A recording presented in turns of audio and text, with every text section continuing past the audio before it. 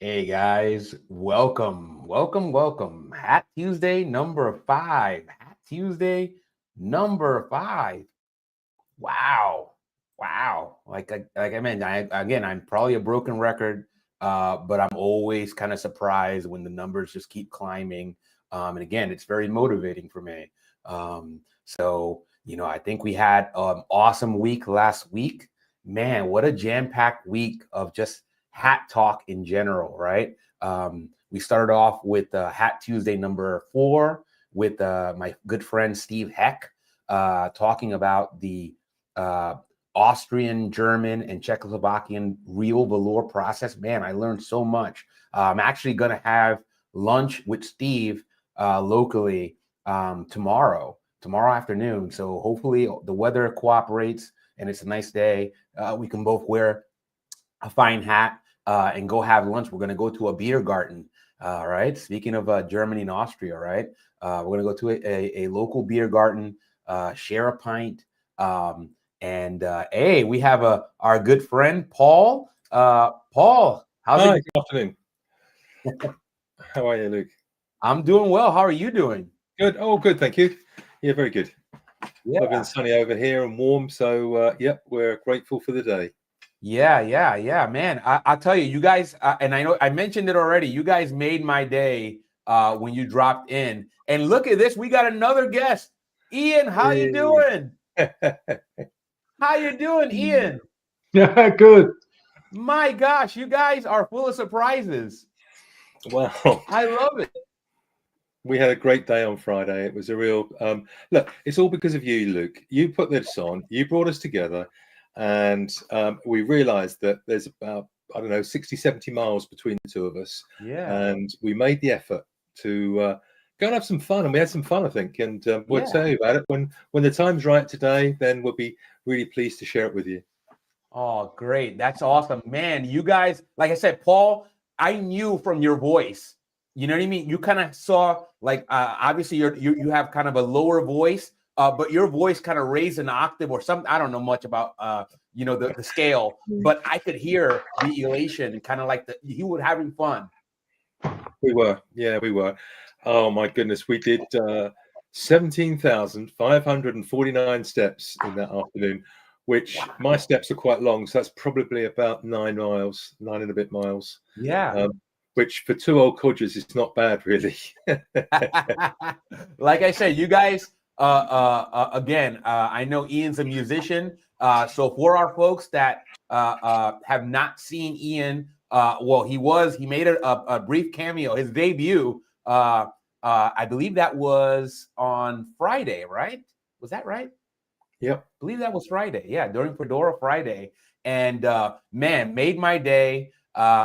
Really was just great to see Ian. Ian, if you guys follow along, Ian's always, besides being one of my moderators, him and Morgan, he's always in the chat.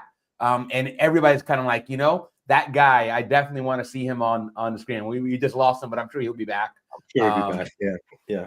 Yeah. But Paul, obviously you guys, since you guys are in my inner circle, I was running some errands, got my car fixed. Apparently, I had a screw in my tire, Yeah.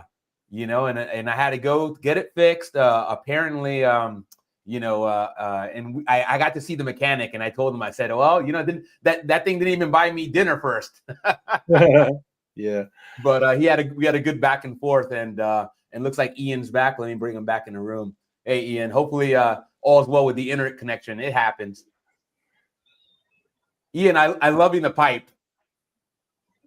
Yeah, I mean, it's not looking good, my picture even. It said it was unstable, so I don't know what the crack Okay, is all right. there. Well, don't worry about it. Like I said, you already made this stream by coming on camera, so I will take you for as long as we can have you. So yeah. What else? Obviously, there's a little bit difference in the background. So there's an explanation behind this, and I'm going to explain myself. So this is a character. So I happen to also, besides enjoying hat movies in general, I had kind of like a little bit of a penchant for horror movies. So this gentleman is called Art the Clown, And if you don't like horror movies, I don't recommend watching the movies. Please don't. It's very gruesome. Yeah, it really is. But Art the Clown happens to be a hatted clown. So he has a little bit of a hat tilt here. It's a little bit more difficult. Let me actually pull him down if I can do this.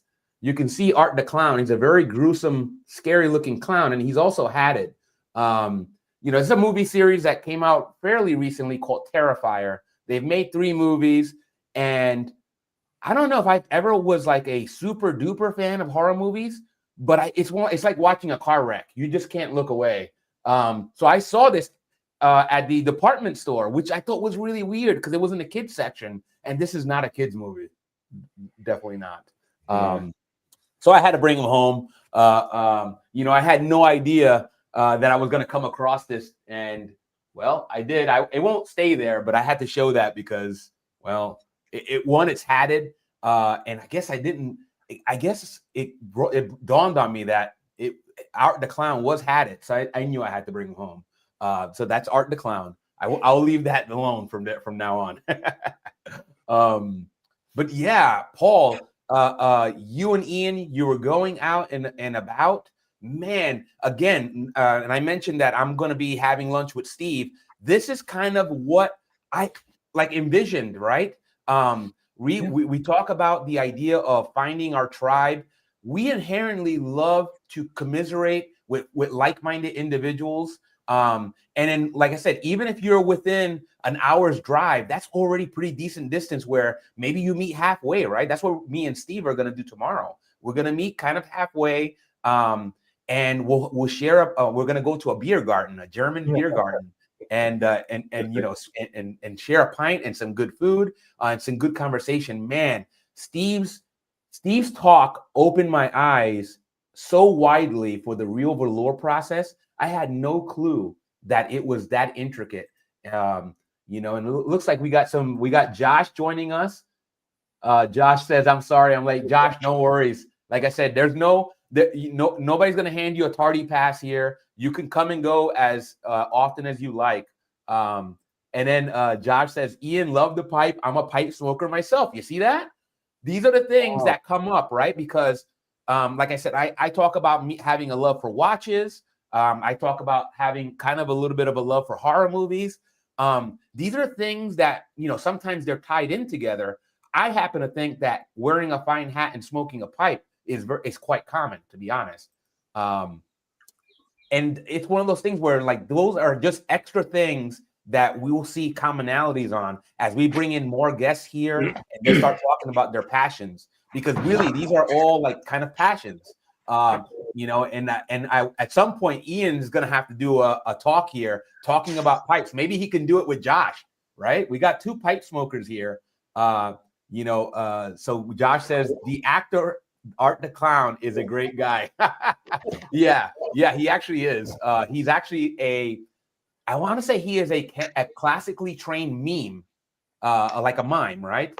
Not a meme. A meme is something else, I guess. But I believe some people call them memes, but I believe they're called mimes in American English.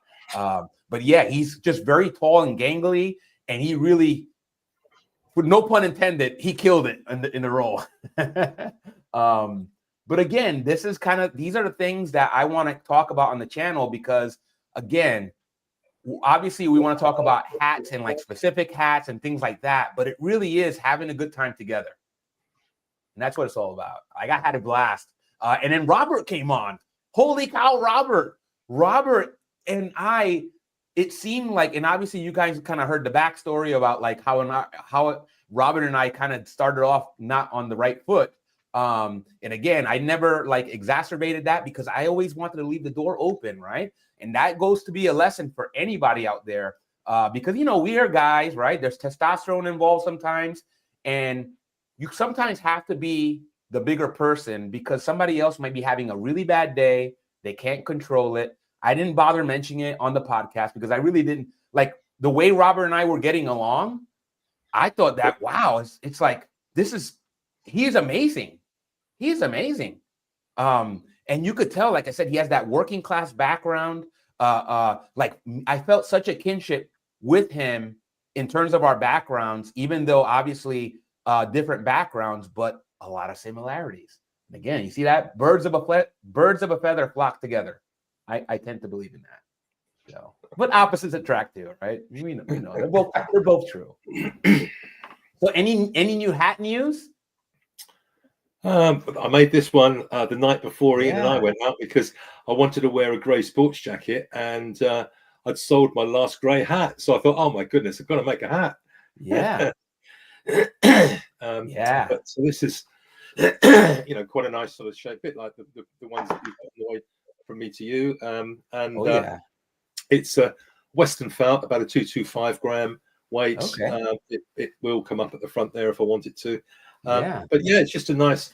It's what I call sort of more of a utility hat, in so much as it's really pretty robust. So it will take the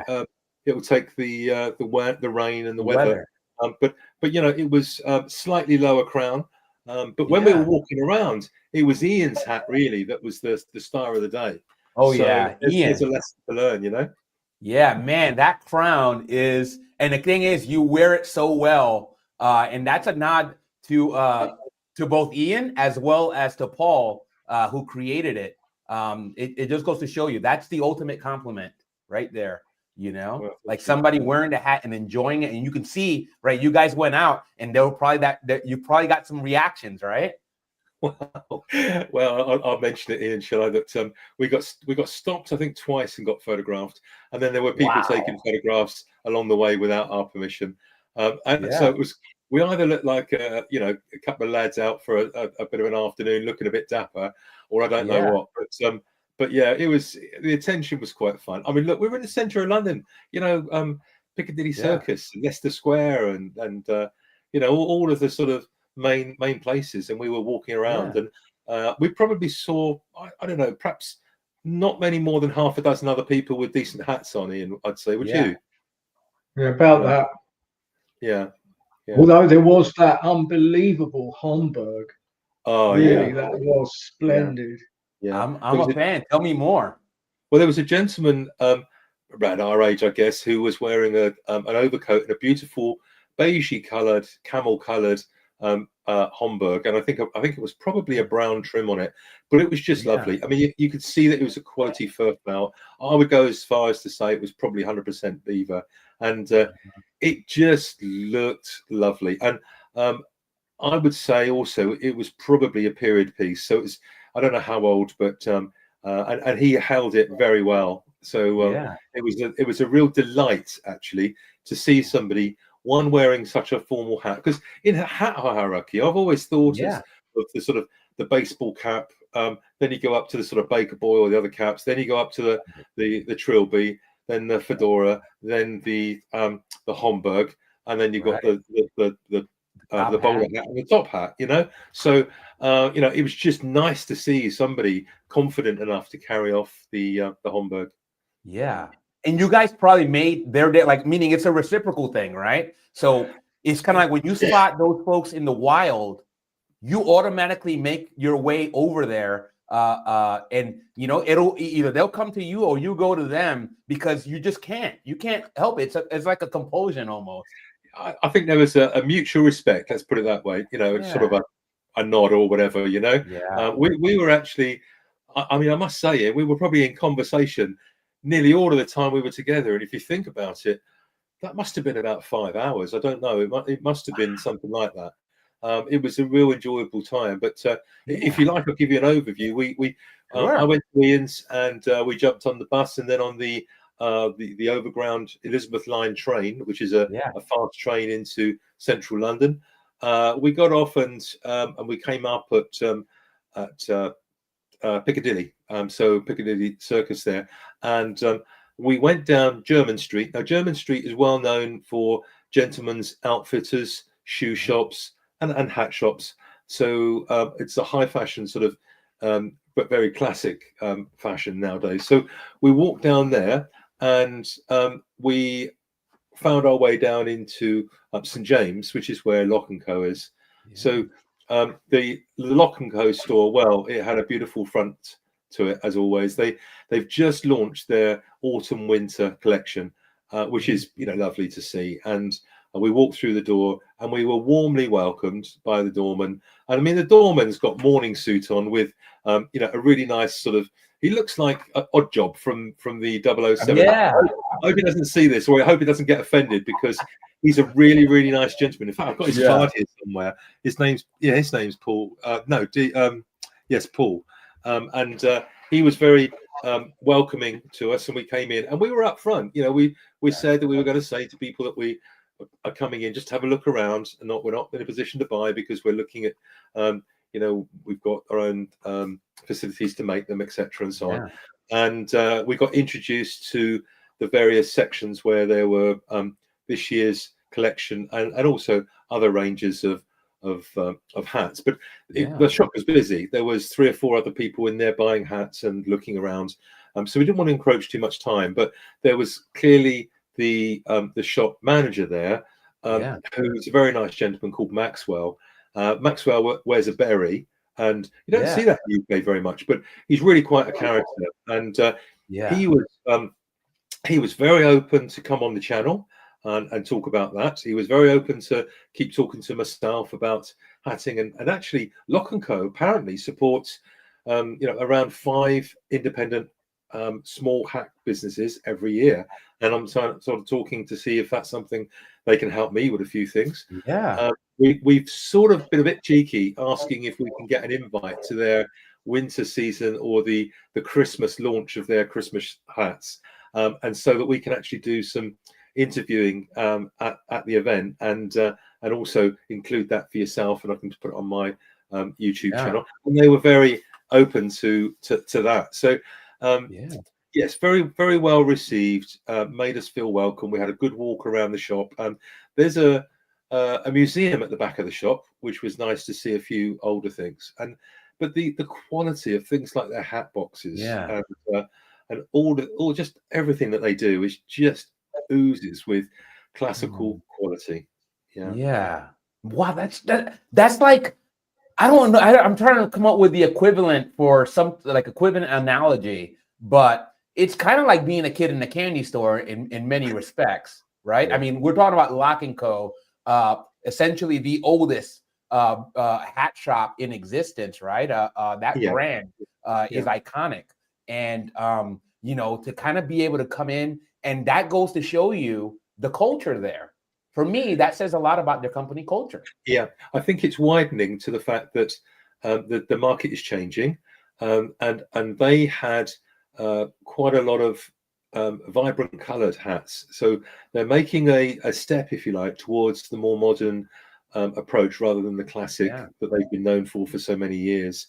And I think they realise that they have to use new technology, social media platforms, to be able to get to new money, because the people, with the greatest respect to the people that were in there, I think one was a Japanese lady, one was or Chinese, and another gentleman was clearly a moneyed gentleman from the UK. He was buying a brown Fedora, and the price and that was never discussed. It was just whether it suited them, and they bought the hat. It's that sort of approach, and I think their prices are strong, but then they've got very high overheads when they are. And let's be fair, they must be doing something right, because they've been going so many years. Correct. But Ian, is there anything that that you noted and would like to add to that? Because I'm very mindful I've done all the talking there. No worries. Well, somebody told me yesterday, and I believe it's true, that they have Nelson's hat, Admiral Horatio Nelson, the hero of Trafalgar, who, of course, coming from the south, is rather a hero of mine, of course. Yes, that must be great. I imagine I know they pickled his body in brandy when he was shot by a Frenchman on another ship, obviously, at Trafalgar. And then he said, "Kismet, Hardy, fate, not kiss me," which is the historical thing. And they were very friendly, and I was surprised that throughout all of our visit that we didn't, because obviously we were not going to buy a hat, right? And I was actually quite surprised that they were happy to have us there.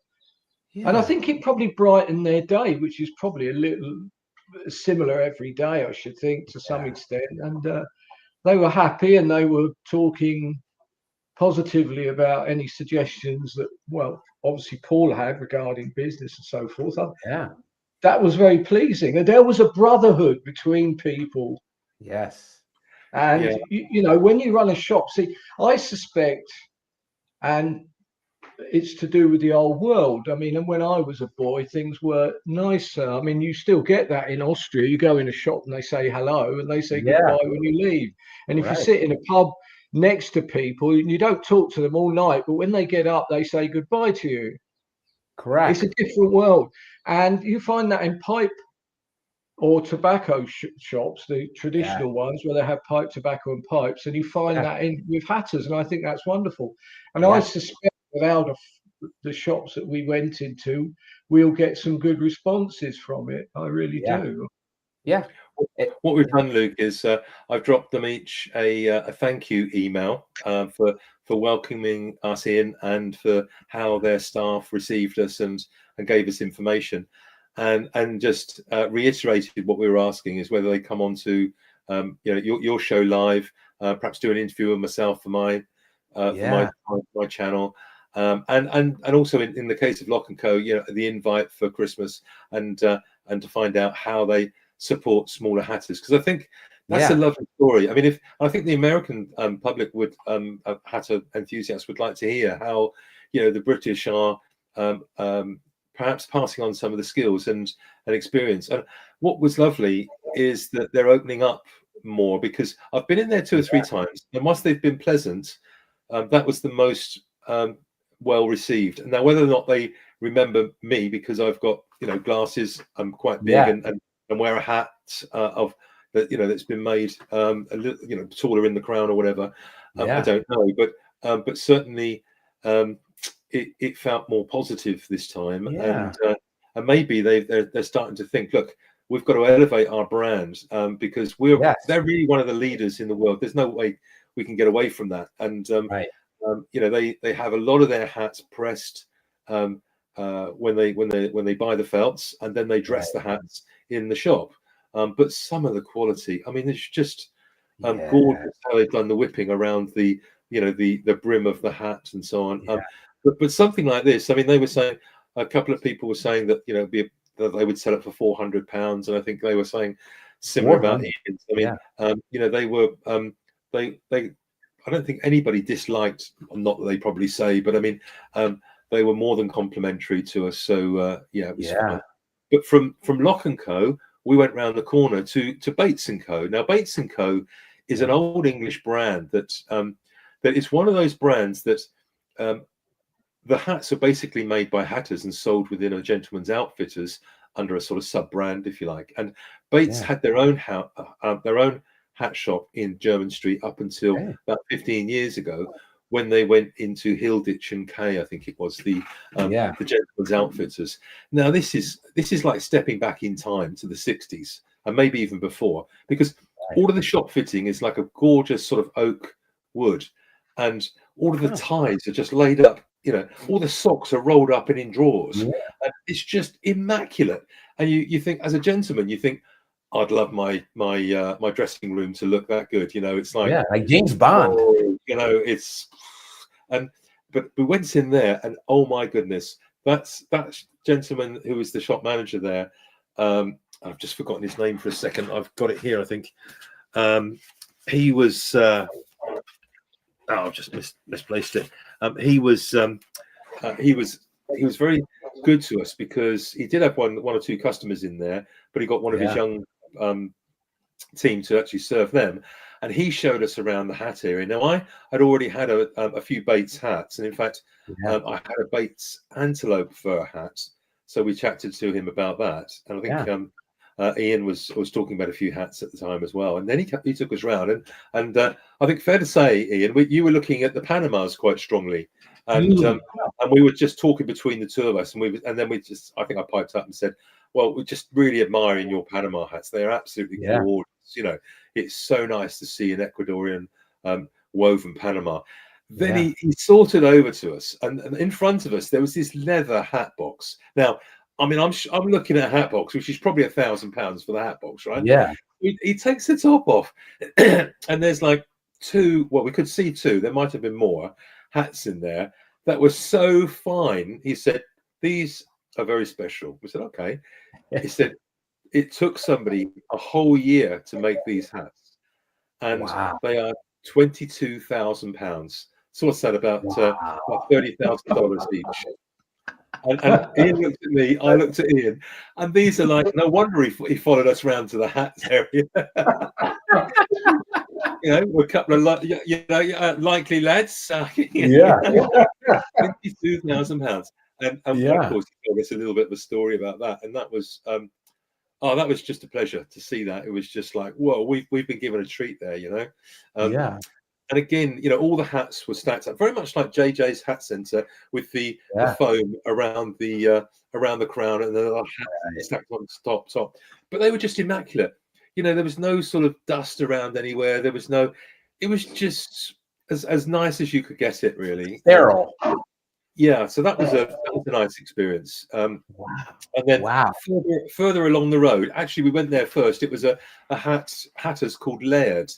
Now, Laird and Co. Was a fairly new brand. I think they were started about 2009, if I remember right, by a couple, male-female couple. And they've actually gone very well into retailing. And I think they've got about 7 or 8 stores around London and around the UK. I think Oxford and Cambridge being university towns. I think they've got shops in there, and then in and around London. And they have almost like what I call hole in the wall shops. And what I mean by that is that they are literally about 12 foot by 12 foot. They're really very, very small. However, you go in there and it's from floor to ceiling with hats and caps of all shapes and sizes. And there were some lovely shapes in there, and we had a chat with the gentleman in there, and that was quite interesting. But they were quite contemporary in their design, and lower level pricing. And in fact, obviously, they from their stock, they are selling a lot more traditional caps and baker boy caps and things, rather than the festival hats or the fedoras or trilbies. But was there anything in there, Ian, that you noted with Laird's at all? Well, one thing I do remember is I went in there a few years ago, and if you question them, they do have some splendid hats that they don't actually put out. So I remember he showed me a very fine Panama hat, and it was a good deal more expensive than normal. So I suspect that's what they'll do if you actually speak to them privately. I mean, other than that, they had, of course, a lot of wool ones and sort of lower end. But again, they were friendly, very happy to see us. Yeah. And you're right, Josh. I just seen you were saying about it's similar to the £30,000 cowboy. $1,000. Yeah, very, very similar indeed, and very similar experience. Yeah. And Josh made a great comment here about like the aspect of secrecy among hatters is going away. This is like an example. Yeah, I mean, we certainly have been trying to bridge the gap. Last Friday was about trying to start as the forum we've got going on here to see if we can try and bridge the gap in some way. And I don't think anybody saw us as a threat of any sort. They're not seeing me as a threat or any of us as a threat. We are clearly enthusiasts that have taken it a step further, and we make a few hats. But it was interesting that 1 or 2 of the hat shops were telling us how much they need to take a day. And I mean, we went from there. I think we walked on through then, didn't we, to Stetson? I think it was next, wasn't it, Ian? I think. Yes, I mean, I can't remember where the hat shop. Do you remember that? It was just called the hat shop at some point. Go on, Ian. You have to tell that one. Yeah, we walked. Well, at some point we found this and went in there, and I guess it was similar to Laird's in a way, wasn't it? It was that sort of. Yeah, but it was run by Bulgarians, wasn't it? Yes. Okay. That's the interesting thing that I thought from that shop, and they called it just hat shop. And we both looked at each other and thought, that's a bit unusual. Anyway, we went in, and there's these 2 Hungarian lads in there, and it turns out that they'd obviously got somebody back in Hungary to knock up a few hats and ship them out to the UK. Yeah. and they were selling them. You know, they were doing well. They had hundreds of different variations, and they, Yeah. as Ian said, very, very similar. I suspect what they'd seen is the success of layers and thought, Yeah. we'll have a go at that. We'll have some of that marketplace. And whilst there weren't many people in the shop when we were there, I'm sure they must do some business out of it because of the price points. But they had some interesting bright color felt. So I think the likelihood is that they're probably using Tonac felts, I would have thought, from that side of the country, that side of the world, rather. So it gave the consumer more choice, which is always good. You know, always good to have choice and price points and styles and so on. Yeah. So yeah, that was an interesting one. And then we carried on our walk through Chinatown over towards what's known as Covent Garden and that area of the city, and that's where Stetson have got their UK hat store. Now, I happen to know one of the young lads that works in there. I was hoping he was going to be there, so we could have invited him to come on to the show with you as a surprise. But it was his day off, so we missed out there. However, a little bit about Stetson is that the shop itself, when you go in there, it's all sort of caps and baker boy caps at the beginning and baseball caps. It's at the back end that they've got the more expensive hats. Now, I guess there's a security angle there as well as a selection angle, but it's very light. They've got like an atrium up there with lots of natural light, which is always lovely. And they were selling things like the Open Road 6X, which in America I believe is around sort of $300. They're selling it for £560, which I guess is about $650, so about double the price that you pay for them in America. So there's a big market probably, or a market, in importing Stetson secondhand hats into the UK, but or at least Open Road. But we had a long conversation with the gentleman there, and I think they're keen to perhaps reach out to us and come on the show. And they were talking about the fact that yes, their European stock is made in Germany, and it is of a different quality to that of America.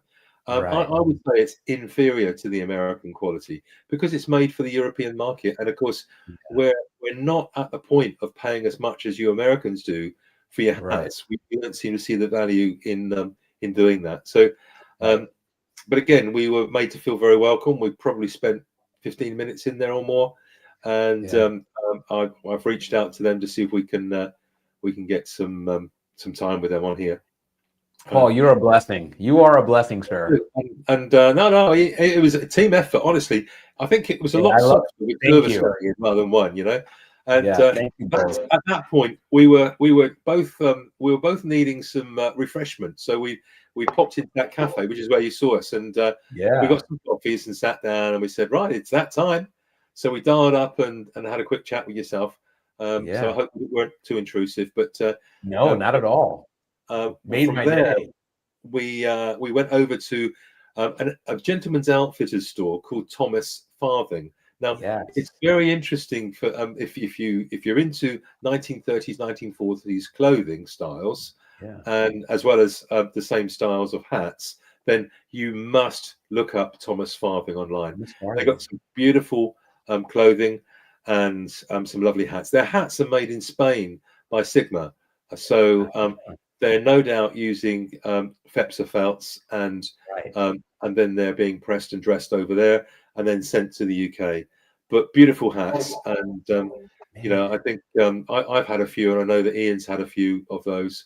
But again, the people in the store weren't the ones that we needed to talk to find out about inviting them onto the show. But they certainly will pass on my email to them, and we'll follow it up and see if we can get some. But wouldn't it be nice to have one or more of the English retailers that can talk about the market for selling hats as well as where the styles are going? It'd be just interesting to add another element to that of the American styles. And correct. And that's when I'm like, I'm going to have to start pressing Kevin a little bit more, because Kevin has retail experience as well. But on the US side, I feel like an exchange between somebody with retail experience on the US side versus the UK side, that would make for some really interesting discussion back and forth. Wouldn't it? I mean, you never know, but things like this and conversations like this can sometimes lead to collaborations. If Locke and Co were on here wanting to do some collaborating with somebody in America, I'm sure that he could link them up with somebody. Who knows? But it's nice to talk about it, and then we really did have to go for something to eat. So we ended up in Covent Garden, and we found a very nice gastro pub restaurant, and we did what we said we were going to do, which was have fish and chips and a pint. And honestly, it was so nice. And again, people were looking at the two gentlemen with hats on and so on. Yeah. But it was a lovely way to round up the day, to be honest. But I'll let Ian, please pass your views on to it, because it was pretty good. Well, it was a great day and ended with a nice meal, which is see, this is the thing that I've found, that pubs are often the best place to eat. Yeah, that wouldn't have certainly have been true when I was young. But things move on. And I recall an Australian friend of mine saying to me, you really couldn't get decent coffee in London. Yeah. I'm going back some years now, but probably 30 years, but it's true. So the whole place has improved. And of course, you can buy food in London from places you've never even heard of. Yeah. My German friends often say to me about English food, and I say, well, I can take you to, you can have anything you want. You want Puerto Rican food, you want, All right. I know. I mean, there's a really great Austro-Hungarian restaurant called the Gay Hussar in London, and I went in there, and my wife, being Austrian, of course, chatting away with the chef, and said to him, "Can you make some Kaiserschmarrn, which is something that the Kaiser Franz Josef used to like?" And he said, "Well, it's not on the menu, but I'll make it for your husband because he really likes it." So he made me one, which was great. So I mean, it was. What I liked about it was that the whole day was really perfect. There was nothing awkward that happened. We were treated wonderfully by every hat shop. Yeah. And, imagine how horrible it would have been if it hadn't been so. Yeah. Really, you go in a hat shop. Yeah. We would have just dealt with it. But you're right, Ian. It was heartening, for people like myself and Josh that are just coming into the world of a hatter. And actually, it's quite daunting when you look at these brands that have been in existence for many years. They dominate the marketplace, and we are just looking for tidbits of help and direction. And I think there was some signs that that maybe right now is just the start of the change in their feeling, and that they may well share some of these things. Whether it's because there's getting fewer and fewer of real hatters out there, lots of milliners, but not many hatters. I don't know, but I'd like to think that's possibly the case, and that that these people will support this. But some of the hat shops, the people we met in there, they're not the owners. They're actually the employees, and they don't have so much influence like in Stetson and Thomas Harding, Farthing, for instance. But certainly the others did, and that was quite fun. I think, Paul, what you bring up makes sense given my view of economic times, right? So we are, and I'm going to speak this globally, even though this is, I'm more in tune with what's happening here in the US and obviously in North America. But what we know is that the cheap money era has kind of like shifted, right? So we are moving into where the dollar, right? Loans are becoming more scarce. That all the dollars that, and obviously the pounds and all the inflationary mechanisms, we moved away from that, and now the cost of money has risen, and now companies have to get a lot more strategic to respond, right? So now it's like, oh boy, I can't make a bad decision because I may not get a loan. The banks are telling me we're closing the spigot. So I feel like that's having an impact in terms of, okay, Now we have to be smart. So I feel like this is great to see that these bigger companies are responding to their customers. And right, obviously, PJ Murphy is not of the scale of Lock & Co., but it doesn't mean that PJ Murphy and Son cannot teach Lock & Co. something, right? Because you happen to be a lot more nimble. You have a lot more freedom in certain things and to experiment with certain things. And, that Lock & Co. might be too scared to try. And I feel like that. You never know. You never know. I think that if I were them, the sensible thing would be to engage with several people like myself as independent hatters, and maybe invite them in 3-4 times a year, chat with them about their business, give them some tidbits on direction and help and encouragement, and then use that information to formulate the direction of their next collection. Because they haven't done a festival hat until recently, and what I mean by a festival hat is something like this sort of design.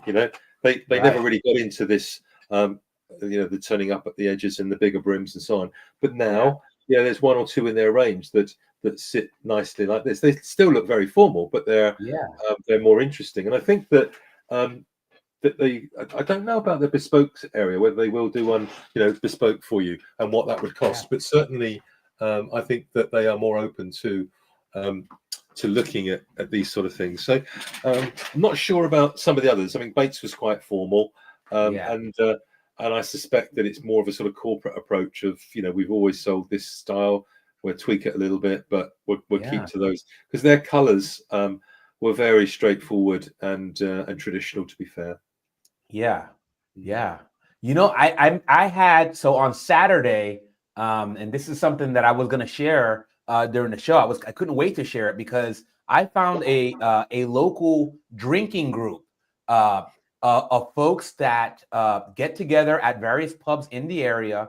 I saw it advertised on Facebook while I was scrolling and doing my hat stuff, and I'm like, I'm going to this. So I go and I meet a tremendous group of people, but there's one gentleman who I've interacted with before on a just completely different, I forget where it was exactly, but he's also a hat guy, but his collection's a little different. I think he saw my hats and he said, okay, I could learn something, like, meaning I need to go talk to that guy.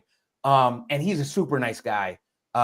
So we started conversing. Obviously, we friended each other on Facebook, and I cannot wait because I feel like I'm gonna make, like, he's going to be one of us, like, meaning he's already one of us. He's a hat person, but I feel like I can see his trajectory already.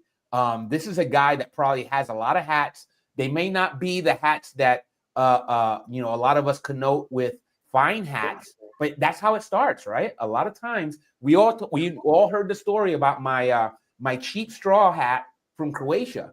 That is not a fine hat by any means, really cheap, but it got me started. And I feel like that is the connection to what you were mentioning, Paul, about the various levels. You never know how this hat avalanche starts. It starts really, really, I don't even know, like almost by happenstance. I came across something, I took a chance, and all of a sudden, yada, yada, yada, I got 80 hats. Yeah. How it happens. It is, yeah.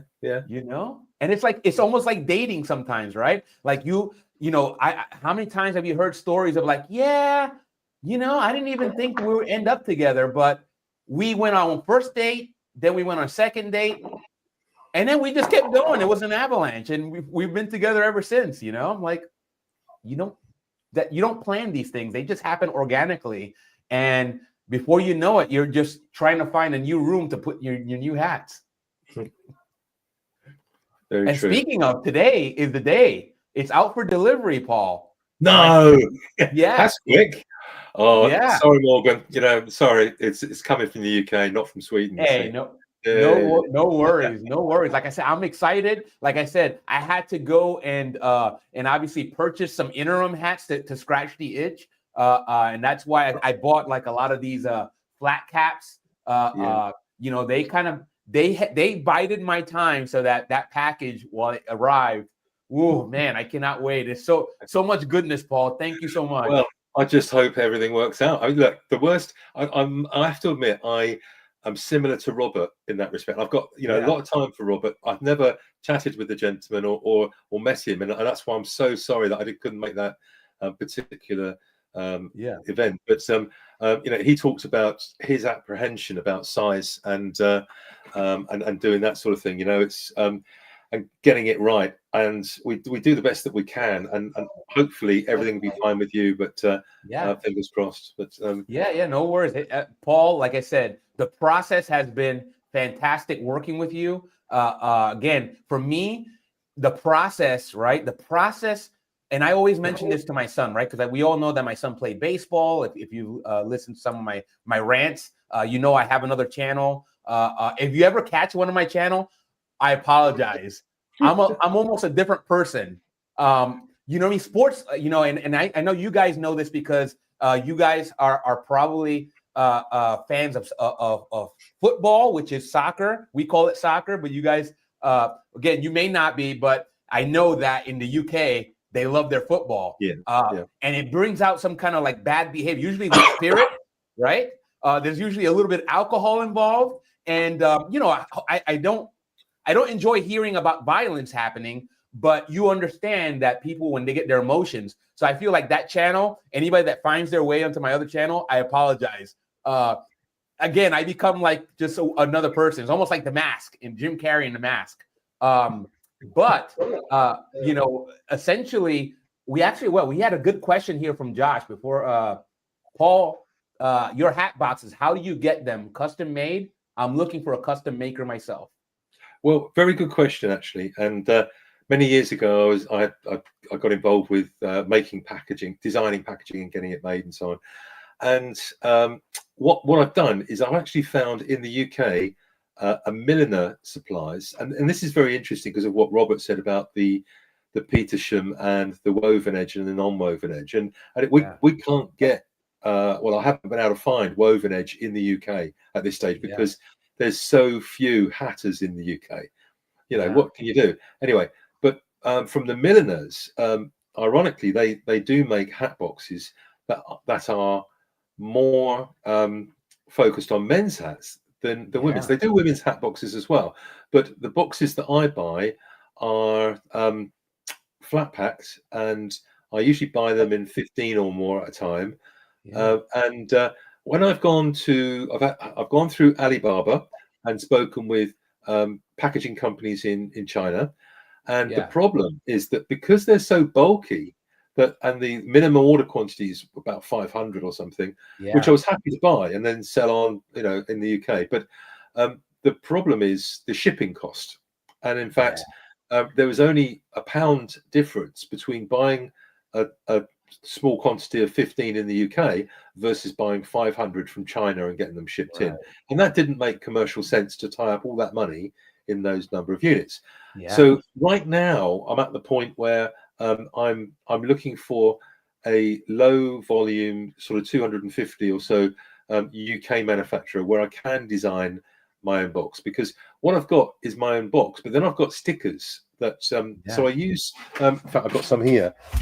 I use these sort of security stickers, and these are very inexpensive. I'm sure you can get them printed in America, but to seal the box, so that when the box turns up, if it's been tampered with, they're unlikely to have, they won't have the stickers that I've put on, so it's an indication as to whether or not somebody's had a look inside the box.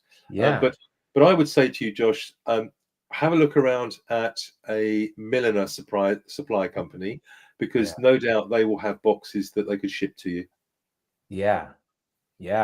And there was another comment here, and I want to make sure, because Josh has great comments as well.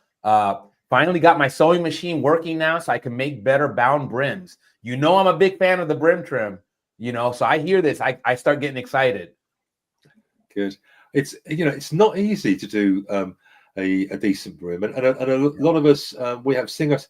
We have 3 or 4, and that's another subject for another show, but we have 3 or 4 different sewing machines, from the big commercial machine to do the sweatband into the actual crown of the hat, and then the smaller heavy duty sewing machine to sew up the sweatband and when they join together, and also to do the various the hat liner and also the binding around the hats here. And there's a little adapter that you can get, and I'm trying to find a commercial one at the moment because I've worn out 2 of them already that are non-commercial, and but it's quite a challenge getting the needle in the right place and getting the equal amount of the binding on each side. So it's quite a skill. Practice. So what I did was the offcuts when you trim round the brim to get the desired size of the brim. Use those offcuts to then actually start working some test runs on to perfect using it. I love it.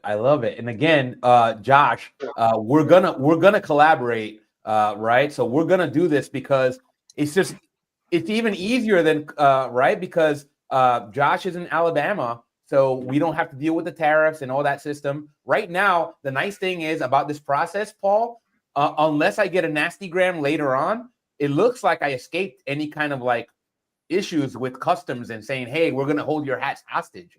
Again, they might still send me a nasty gram later on, but I'll be prepared, Well, I mean, what was unusual was I think that we paid the taxes in the UK, and maybe that's how they've decided to do it now. That so it wasn't only the shipping costs, but also the taxes that I paid, and you and I discussed.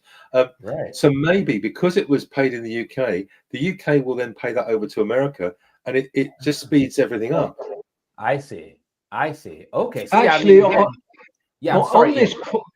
this point, that's an interesting. When I ordered the camel hat from Greece, he had the same arrangement, which would have been in the European Union, of course, and he actually paid the tax.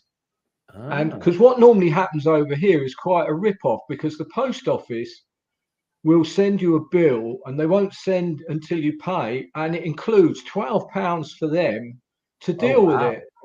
Wow. So you end up paying a fortune. Because really, you cannot get round that. You can't say, I will collect it and save that. You have to pay that.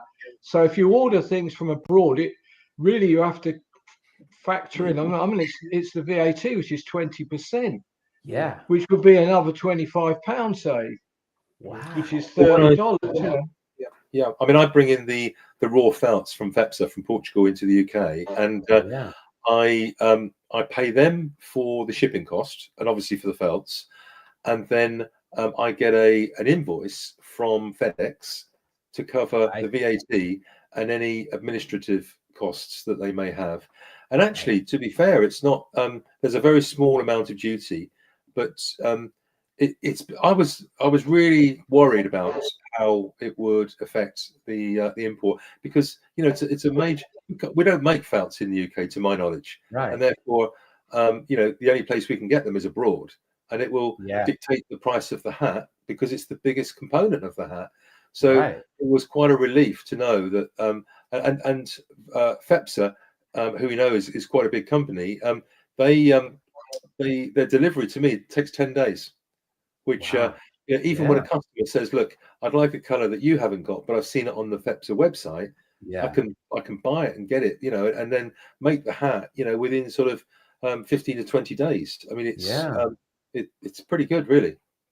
It's a tremendous operation they have, FEPSA. Oh my gosh. I believe it was a link that Josh sent out. I believe that was that one. I believe the general was Jeff Bigger. Man, what a tremendous, he got to tour it. So that was like hearing that interview, Josh. Man, wouldn't it be great if we had Jeff come on here and answer some questions? Yeah. I mean, it would be great. I mean, look, the other thing, of course, would be great is that we all jump on a plane and meet up in Portugal. And we have a couple of days in Portugal. I'm down. Going around FEPSA and tasting their local food and drink. I mean, sounds good to me. Oh my God, I would be up for that. I mean, Portugal actually is one of my favorite countries. Well, there you go, Luke. I'd be up for it. Yeah. I've only had a layover in Lisbon, but that's it. That's my you know, that's my experience, but I'm down to do that because I like the way Jeff described it. It sounds like it would be like a Disney World, you know, for hat people. Yeah, I mean, looks like Josh is up for it. Yeah.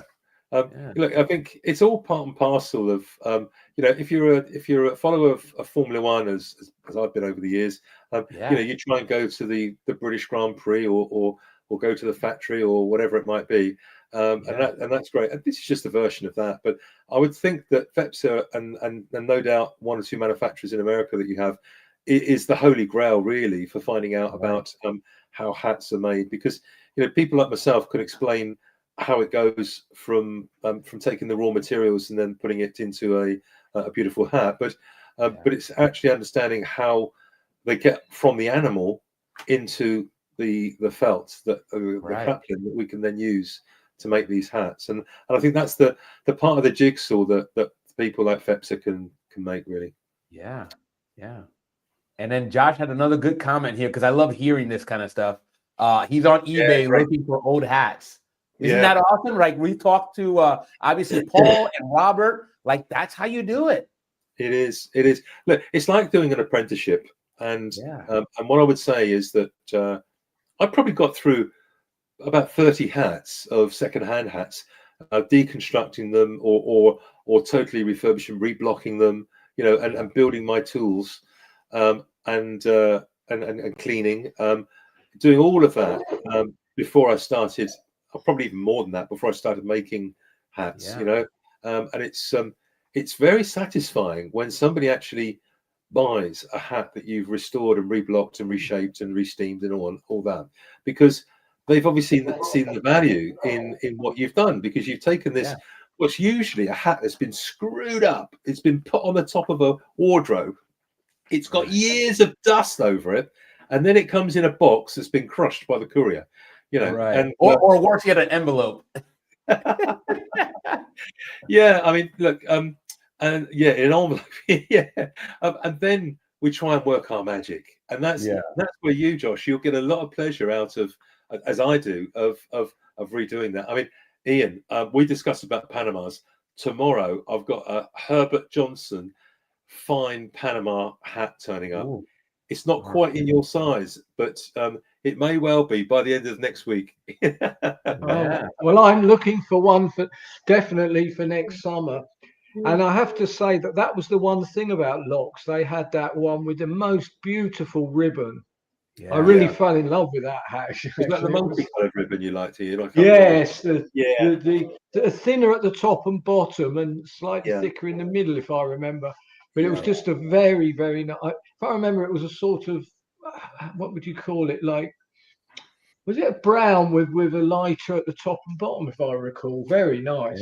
Yeah. I mean, they did do some nice trims and stuff. I mean, it's just amazing. I mean, you know, but what a job, you know, to actually come to work every day.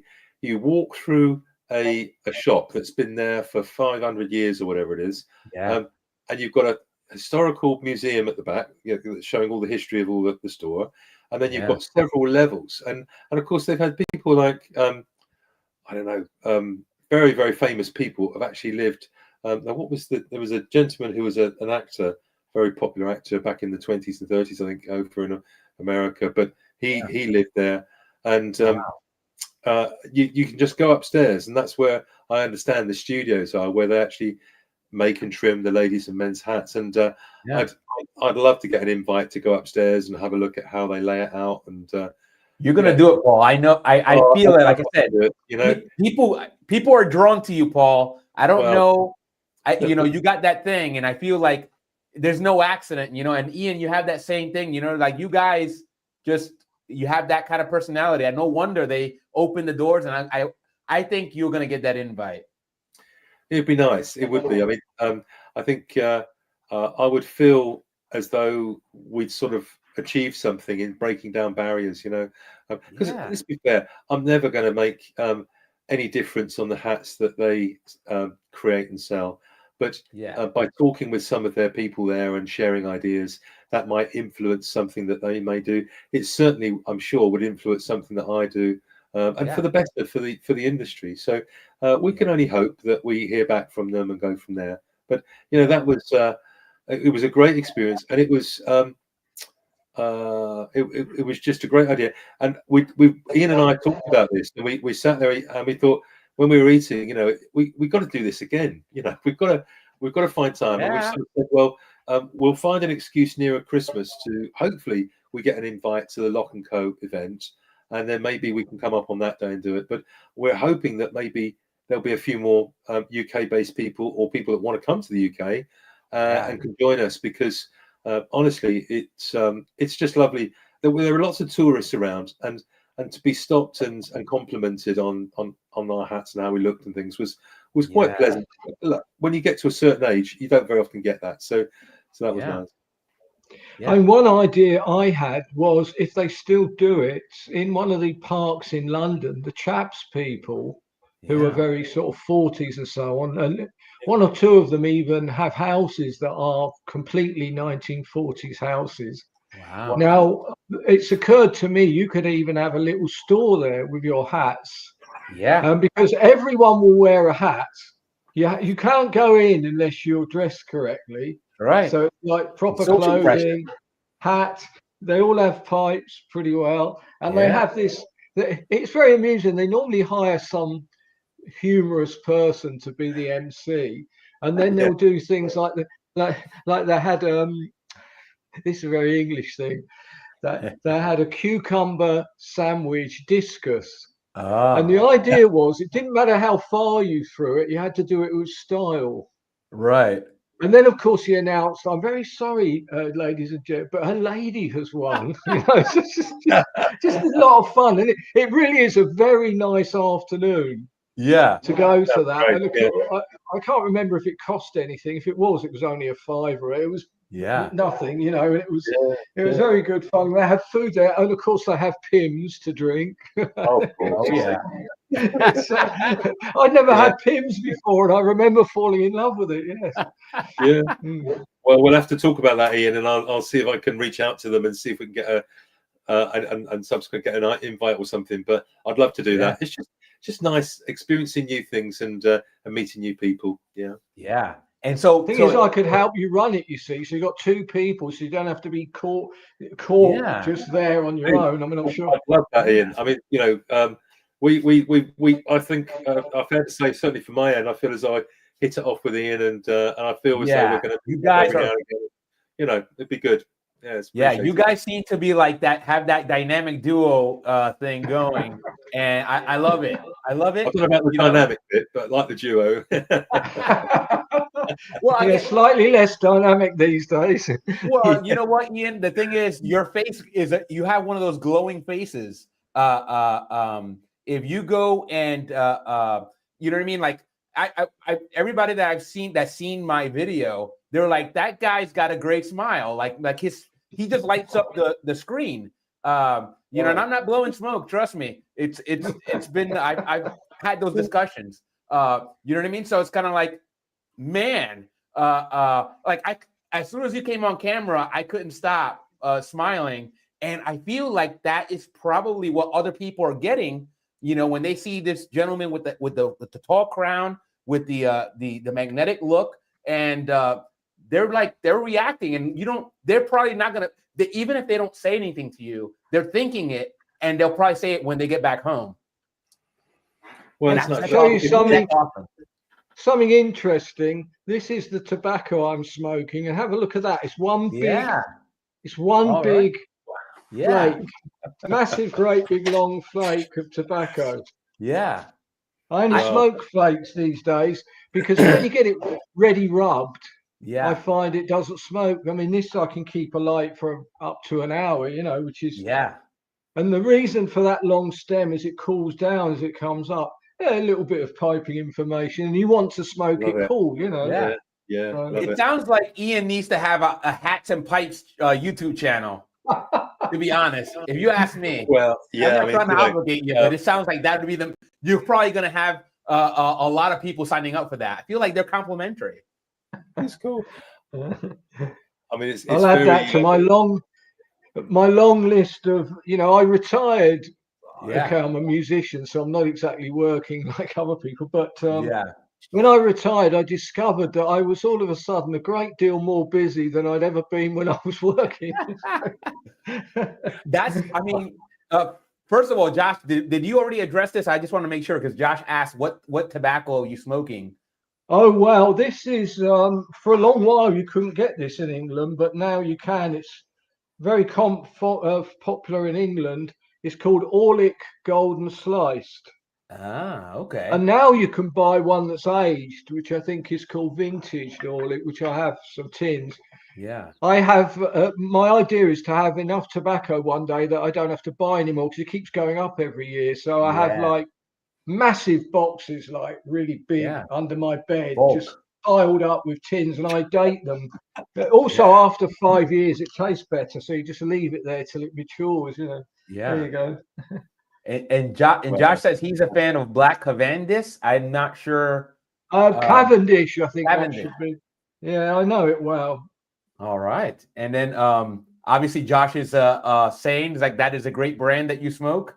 So there we got two guys that also are big fans of tobacco. Again, this is the thing that Ian was mentioning about, like, I become more busy, and probably the reason why Ian's more busy, if I had to hazard a guess, is that Ian's having more fun now that he's retired. He doesn't have to report to a job that, you know, he may have enjoyed, but he now has more free time to do things his way, right? To put it in Frank Sinatra terms, he's doing it his way, and any way that you choose to do that your way, it has to be with fun.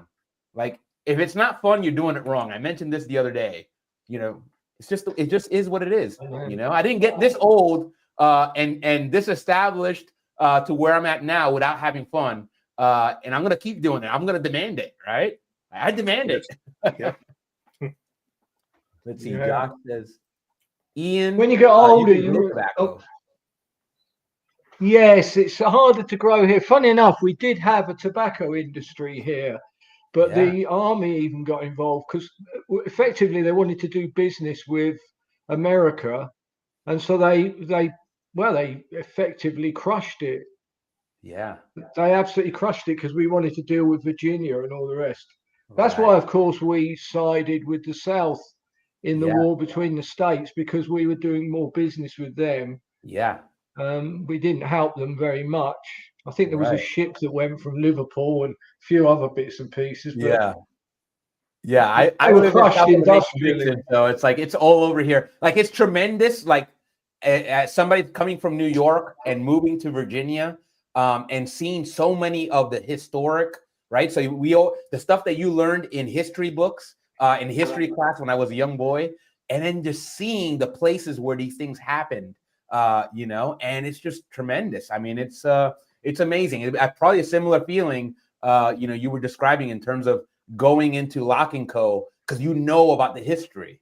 You know, there's something surreal and really touching when you're there. You're like, I'm standing in the same ground as, you know, Robert E. Lee once stood, you know, or whoever that you know you might know from. I think it was Fairbanks that lived there, by the way. Douglas Fairbanks. Gotcha, Fairbanks. But anyway, I've just noticed. I was saying, do you remember, Paul? I was saying to you on the way, sorry, that one of my favourite singers from the 30s. Now, here's the thing: back in the day, you had a big band, and no one cared who the singer was.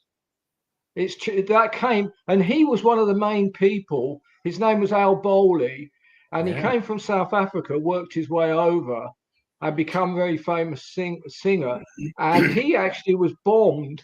The Luftwaffe bombed Jermyn Street, and he was killed, unfortunately, during the Second World War. And he's buried somewhere else in London. But yes, he was one of the first people where they said Al Bowley with such and such a band. Before that, you know, the band, who cares who the singer is, sort of. So I find that interesting, because you can only understand your ancestors if you understand how they thought, and they did not think like we do. And the further back you go, the more this becomes. There's a very good book actually by a Russian called Steblin Kamensky called The Saga Mind, and in there he points out that if you want to study, say, Vikings, you're wasting your time unless you can read Old Norse. Right. Because I'm going to give you a quick example from my exhaustive knowledge of useless facts. I love it. As my wife always said, you know loads of stuff, but none of it's worth any money. but for example, in Old Icelandic, they have a word for a man and a woman being together, plural, and two men or two women. So there's a bit where Loki dresses Thor because he's lost his hammer, which is virility, you know, and he dresses him up as a woman. And then he uses this when he refers to them, meaning one of them is a woman. Now, this was a great insult to them. So Thor gets really angry. But how do you translate that? You can't do it. Yeah. Because we don't have that. You know, this is a sort of inner facts about translation, which I've done a lot of in my life. And occasionally I still, actually, I translated one of the film scripts for the young, more than one, for young Indian, what was it called? Indiana Jones, television series. That was one of the jobs I got paid the most for, I recall. Yeah. It was from a German writer into English, because you always translate into your own language. Well, unless you're a genius, which sadly I'm not. Ian, I would have to kind of disagree. You know, if you're not a genius, you're certainly you're well read and you do have a lot of knowledge. Regardless of what your wife's opinion is, I enjoy it, and I'm sure Paul says the same because he hung out with you. And it was non-stop around London. Every corner we turned, there was something new, and it was just really interesting. You know, it's just I loved it, and that's what I'm saying is that I'd really encourage anybody that has got time on their hands and would like to join us, you know, nearer Christmas when we do another one, then be most welcome, because it's just a lovely way to spend an afternoon. So I'm gonna start putting the word out here. So as you guys start hammering down like dates and things like like if we do something at the, you know, like that or the Portugal trip, obviously we're on the group chat and we can start firming things up. That way I can get the message around here saying, hey, you know what'd be great? You know, this is completely coincidental. You know, why don't we just go to London? You know, you never know. You never know. Yeah, they're pretty smart around here about knowing what I'm up to, but it doesn't matter. Yeah. I'm going to have to leave you because I've got an appointment to go to. All right, Paul, no worries. As always, really enjoy it. And Ian, lovely that you came on today. Do it again. You know, this is great. You know, we're having a great chat. We need the pipe. We need that pipe going. I'm telling you, it adds some. It classes up the stream. So that's great. Right, Paul, you have a great day. Okay, I'm going to be away for a few days. I'm on an exhibition trip, so it may be next week that I see you. But please reach out to me when those hats arrive and make sure they got there all right. Okay, we'll do. Paul, have a great day. Safe travels. You too. Thank you. Bye. Ciao. Poodle pip. All right, man. That was Paul John Murphy of Passion for Hats, PJ Murphy and Son. You know, that was a tremendous trip. And Ian, man, the thing about it is that, you know, we know that you're a musician. I wanted to ask, you know, in terms of like, are you still actively playing in the band? Well, it's funny you should say that, because for 2 years I haven't performed live, but I've already been booked next year to do a festival in Germany. And they confirmed, well, the woman who's part of the team that set it up is in my band, and she's already confirmed that all the band will do it, and also that they will be able to make that happen, because there's 6 of us, which these days is difficult. I can play with just 3, but I prefer it when the whole band are there. So I will be over there, and it's beautiful because it's right opposite right by the sea, outside. And if the weather's fine, I'm going to go every year anyway, because I enjoyed myself last year. And then we're going to go to the Baltic area and Finland and travel around a bit afterwards. Finland's on my list too. I gotta see Helsinki. You know, it just is one of those things where I'm like, it's just like, all right, I got a lot of places because I just haven't traveled up until recently, right? Really, when I started going out to the Mediterranean, a lot of my travel was very limited. But now it feels like the whole world is open to me. And now it's kind of like that paradox of choice that I always talk about, It's like, I can't do them all, but I will slowly, right? And hopefully the good man upstairs can give me a little bit more years. I can see every single place, and maybe some of them in duplicate or triplicate, right? My favorite ones, I'll just keep coming back. Yes, one of the sad facts is that fewer Americans than almost anyone have a passport. Yeah. Or travel anywhere, which is, I think, sad. I mean, you wouldn't think that if you're in London because, all you're hearing is American voices. Yeah. Let me tell you why. Let me tell you my theory, my pet theory as to why that's the case. And you guys that might be in the US, you can say, look, that's just complete crock of bull. But I feel like the news media in the US is very, very negative focus about anything outside the US, right? So take, for example, Mexico. They're like, don't go to Mexico. You're going to get accosted right at the airport. They're actually going to go and zap you. They'll actually shoot you right before you even get off the plane. There's that negativity because I hear it sometimes even echoed within my own family. I have family members that don't travel. Every time I say that I'm going to travel, they tell me, well, why are you going to do that? Like, that country's dangerous. I'm like, really? I'm like, I don't know. I mean, it seemed like I was just fine. And there's that. And I believe the media is really heavily the cause for that. I don't know. I mean, that's my pet theory. Yeah. Josh says, I have to be careful when I travel to do my job.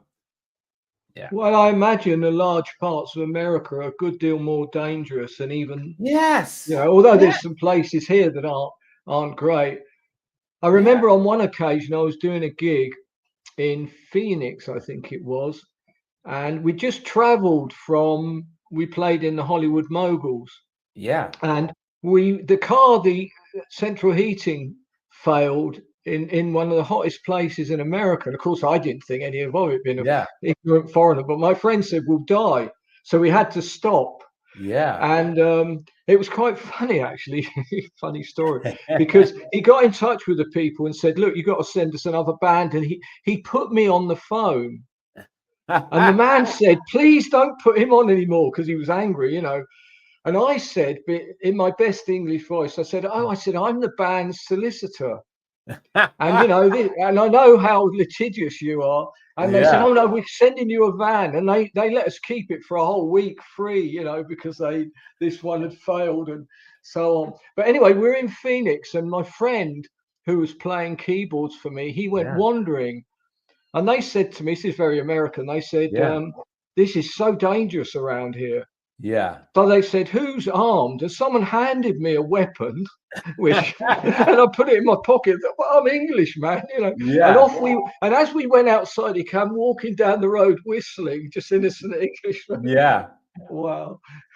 Yeah. Phoenix. I've been to Phoenix many, many years ago. The one thing that stood out, besides being incredibly hot in Phoenix, was there was a much bigger homeless population than I expected. And I don't know why that's the case. It could be that, well, maybe folks are a little bit more okay being homeless because you don't have a lot of that wintry weather. You know what I mean? I mean, so people are like, all right, well, why would I go and pay for a place? Again, I don't know anything else other than, wow, there's a lot of homeless people here. And I never got an answer as to like why there was a homelessness problem in Phoenix more than other cities that I've traveled to. That was just, but other than that, great food, the Mexican food in Phoenix is out of sight. I love Arizona and Texas, although I have to say, when I went to Georgia, I preferred the architecture there. Yeah. I found it very, very nice. Funny enough, my friend and I, we went into a guest house, and the woman was being very nice to us. Normally they quite like the English, Oh and yeah. there was a man walked in, and he had like weapons all over him. And she said, "Oh, don't worry about him. He's my husband. He's the chief of police." Because of course, being English, we see weapons, we think, "Oh wow," Yeah. Yeah. That was, This is that true. Like was- if you go to Washington D.C., you will see the the military, right? That's a very controversial thing happening that is within in our nation's capital, that people are like, and it's very divisive. Some people, because obviously not too many people don't support our troops, right? There's a lot of patriotism. So people aren't against the troops. They're against the idea that we need to be having the troops out there. And again, I try not to get too political, but that is something that's happening kind of here in my back doorstep in Washington D.C. And it's just a lot of craziness going on in the world. But the nice thing is, I just think that, getting back to the conversation, how ironic it is that we are probably one of the most dangerous countries in the world. I don't know where we stand, but I'm pretty sure we're up there, and we're the ones propagating that. Don't go elsewhere. Like, well, I think I might want to go elsewhere. It's probably a lot safer than here. Yeah. Well, I think somewhere like Johannesburg is probably one of the most dangerous places in the world. But yeah, I mean, I've certainly, a friend of mine in Tucson, this was a sad story. I heard that she'd been killed. And I went back and I said, what happened about this case? And they were laughing, basically. I said, why are you laughing? They said, well, they won't even look into it. We get so many murders that they literally will hardly even investigate it. Yeah, they're overwhelmed, right? They're probably didn't overwhelmed. catch anyone. Whereas over here, they'll spend a couple of years and thousands of interviews, because we of course we get this, but we don't get like 3 murders every day or whatever. Right. Yeah, it's funny what you can get used to, right? I mean, that's the thing about the human existence that is always obviously a little sad, where, right, it's kind of like the whole, that whole kind of like when things get become white noise, right? And you hear a sound so many times, so often, that at some point you just tune it out.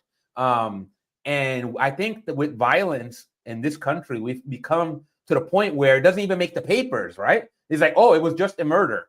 Like, just a murder? That's somebody's life. That's somebody's daughter or son, maybe somebody's mom or dad. It's not just a murder. I don't know. It's just, it's weird. It's really weird when I think about it. It's kind of morbid. Yeah. But I've had some great times. I mean, most of them, probably at least half of my friends are not in England. Yeah. They're all over the place, Yeah. because you meet people. It's one of the things some people, I think, have often thought, I wonder why he knows so many people. And I was glad that I read somebody famous, I forget who it was now, and he said, when you're a musician, you do know many, many more people than the average. Yeah. Because, all the bands that are in your area, you meet people, you meet promoters, you know dozens and dozens of fans that keep coming. Yeah. And some of them become friends. Yeah. The funny part is when I feel obviously I'm not a musician, but when I hear you say that, the first thing that jumped in my mind is like, wow, Ian probably has such a great grasp, right, in terms of being well-traveled, of all the similarities, right? We talked about like New York being very, when I talk to people that have been to London, they're like, oh, New York is very much like London. Right? They're very similar cities. And I think that's one of the things, right? We're very attuned to comparing and contrasting. We see a lot of the similarities, and we also notice the differences. So that comparing and contrasting that we've had since we were little babies, those things are still alive and well in our adult lives. And when we're well-traveled, I feel like they're heightened, because now, it's kind of like being able to build instant rapport with somebody. You meet somebody in a pub, they say, "Oh, I'm from Austria." Oh, wow, I love Austria. One of the best places I've attended. And then you tell them something about their own country, and more often than not, then you will endear yourself to that person because you essentially validated their existence, their culture. It's very beautiful to me. I think it's it's kind of like that Dale Carnegie's How to Win Friends and Influence People. Very famous book. Warren Buffett. It's his favorite. He has only that diploma, that certificate from the Dale Carnegie course on how to win friends and influence people. That's the only thing. He doesn't have any of his diplomas or anything like that. That certificate, because according to him, it's what's most attributable to his success. And I think that's very powerful. I think the greatest thing that my parents bequeathed to me was good manners. Yeah. And one of the things I say to young people, if you want to be a revolutionary, then wear proper clothes, wear a hat maybe, and have good manners, because none of your friends are going to be like that, and everyone will you will stand out. Yeah, you will stand out in a good way. Yes, I always do that with my hat when I meet a lady. Yeah. Oh yes. Yeah, and I gotta start doing that. I want. Oh yeah, you got to do that. And when you wear a hat, you must know the etiquette. Yeah, at the very least, this or this. That way, Yeah, a little hat tip.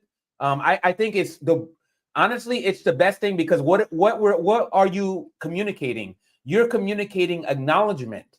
You're acknowledging the other person, and you're saying, I don't care what I'm going to. I'm going to take at least a time out to do this, and it's a gesture, right? It's the idea of the norm of reciprocity.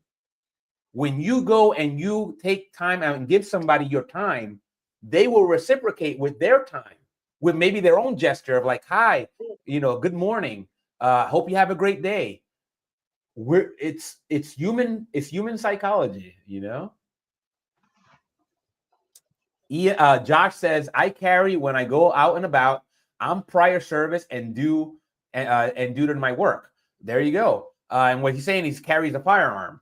Alabama as well as Virginia, we're very, very right. The South, firearms are all over the place. I actually enjoyed shooting. We actually have firearms. And it's one of those things where I didn't know anything about fire. Believe it or not, I never, I didn't have a whole lot of experience with guns up until, right, in New York City, which everybody thinks, is like everybody's got a gun. It's like, no, that's not true. The laws are very, very stiff about the punishment is very stiff if you get caught carrying a gun. That doesn't mean that you don't have it. Obviously, people get killed and shot in New York all the time.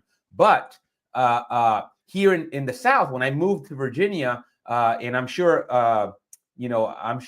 Josh has a similar kind of understanding, given that he's in Alabama. Again, gun culture is very ingrained, right? I mean, chances are somebody probably even with somebody very close to you is somebody that's into firearms. And I met so many people when I got into the shooting sports, just really good people, and I had that kind of growing up in New York City, I kind of had that bias, right? Because you can't help but be a product of your culture. It's like, oh no, you don't want to interact with anybody with a firearm. You know what I mean? Those are, unless they're a police officer. It's always that thing. Unless they're a police officer, you don't want to do that. And that's a little weird, right? Now, having lived in Virginia longer than I've lived in New York, my thinking's a little different, right? And obviously I'm older. So all of that, a lot of those biases, I've kind of gone away, right? Obviously, I still have my biases, but you started adapting your mindset because oh, wait a minute. Bob is a great guy. He loves firearms and he's a great guy. So the firearm doesn't mean you're what kind of person you are. And Josh mentions he's not law enforcement. Yeah. And that's the thing. That's the thing that a lot of folks up north, right, that where I used to live in New York, New Jersey, that they don't understand. If they see somebody with a firearm, and I'm sure, Ian, it's probably similar in the UK, right? The police don't carry firearms in London, do they? Well, no, but there are many armed police around London. and they will carry, I'm not sure what it is. It's some sort of AR-15 type derivative. Okay. Yeah. And they'll have sidearms, you know. But Yeah. funny enough, years and years ago when I was young, I used to do reenactment, and I was briefly connected with the Virginia Regiment, Confederate States, because one problem they get over here is getting people to fight for the North. Yeah. Everyone wants to pick. Everybody so wants, I was very much fighting on the Confederate side, but not for very long, because I did other things. But I did briefly do that, which was a lot of fun. Of course, we didn't really have a uniform. That was a historical. We just had sort of brown homespun. I think I had a kepi that was all covered with blood and all sorts of things. But apart from that, was the only part of a uniform I had. Was a kepi, you know. That's funny, because we have, again, our here in Virginia, because obviously, you know, the Battle of Bull Run, all that stuff happened right here. And we have a very, very active recreation scene. And, you know, it's really interesting. Like, I've never done it, but I can see the allure, because you are, you know, it's almost like you're learning it and you're appreciating that more in trying to recreate it, right? To recreate something, you have to learn it first. You have to research it, right? And then you have to actually go and do it. Make sure you your outfit is period appropriate. You learn the language, and it really gives you a greater, in my mind, a greater appreciation for the history of what you're trying to recreate. I just was sent a paper actually last week, which was very interesting. What they said was you could not tell an American from an Englishman at that period, the way they spoke. It was absolutely identical. Right. That's what this scientist, you know, who's an expert on linguists, he gave all the evidence. He said, look at these letters, and, you know, people spell things like they speak often. Yeah. So you know what, I mean, that changed later, of course, but Americans quite confusing to us, because you go between old-fashioned English to some sort of street language in one sentence. Right. I remember my wife said to me once, what did he just say? Because obviously her English was her second language. Yeah. And I had to guess. I said, well, I'm not entirely sure. And then I realized, wait a minute, when you say I like him for it, we would say I fancy him for it. Yeah. Meaning he's the one who did the crime. I think it might have been NYPD Blue, actually, funny enough. It was very interesting observing. The only thing that's strange about American is that you stress the second syllable, which is very unusual in any Germanic language. So that's the one thing that we get right. But often your pronunciation is more old-fashioned. Yeah.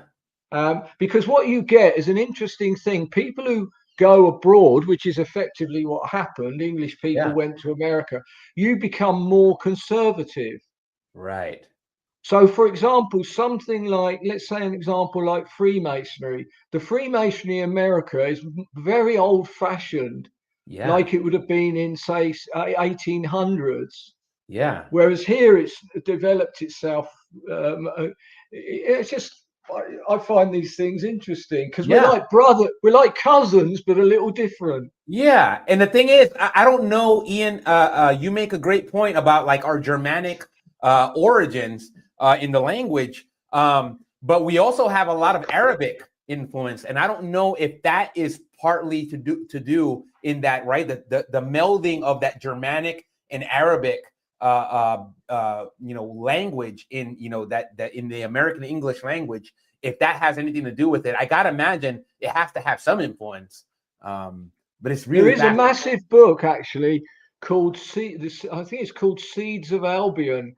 And it shows you where the people came from and how they took the way of speaking. Now, a good example, a bit of an unfortunate one in a way, but, this is now, and we don't approve of these things. But back when there was the slave trade was going on, they were learning English from the sailors on board the ship initially.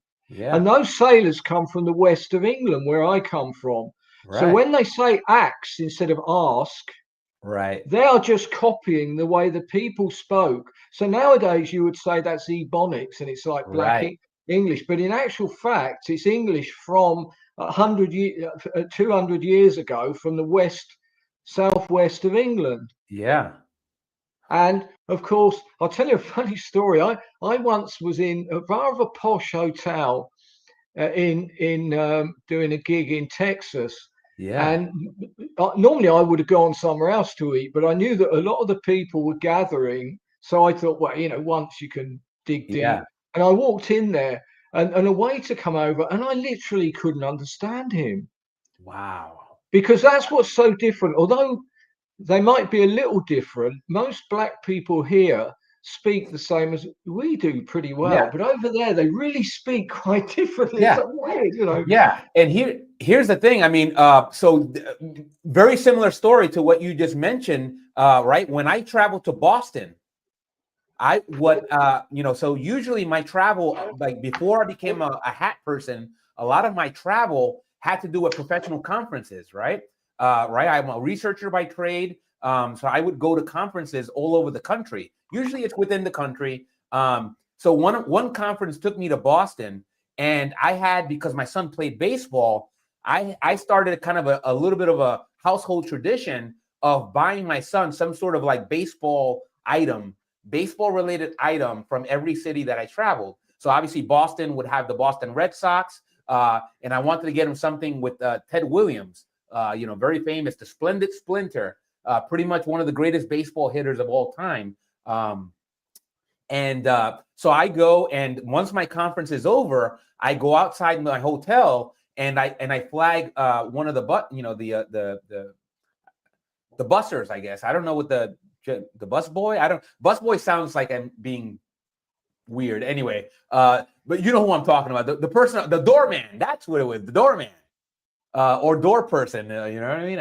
Anyway, I'm bad at being politically correct. So I don't think Ian is gonna hold it against me. Ian's a good bloke. But the doorman.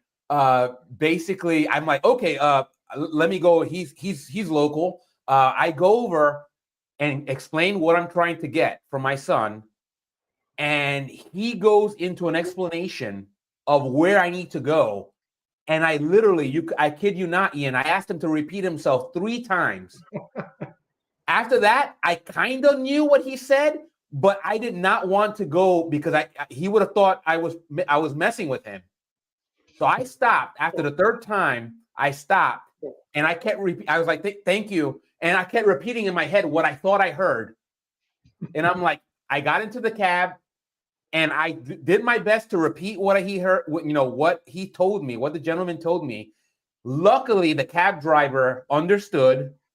He's like, he probably thought I was some kind of weirdo. Like, what? Well, you can't speak, And it's kind of like if you've been to Boston. I don't know, Ian, if you made your way to Boston, they got that. No. Yeah, they have that thing of with the R, right? So instead of apartment, they would say apartment.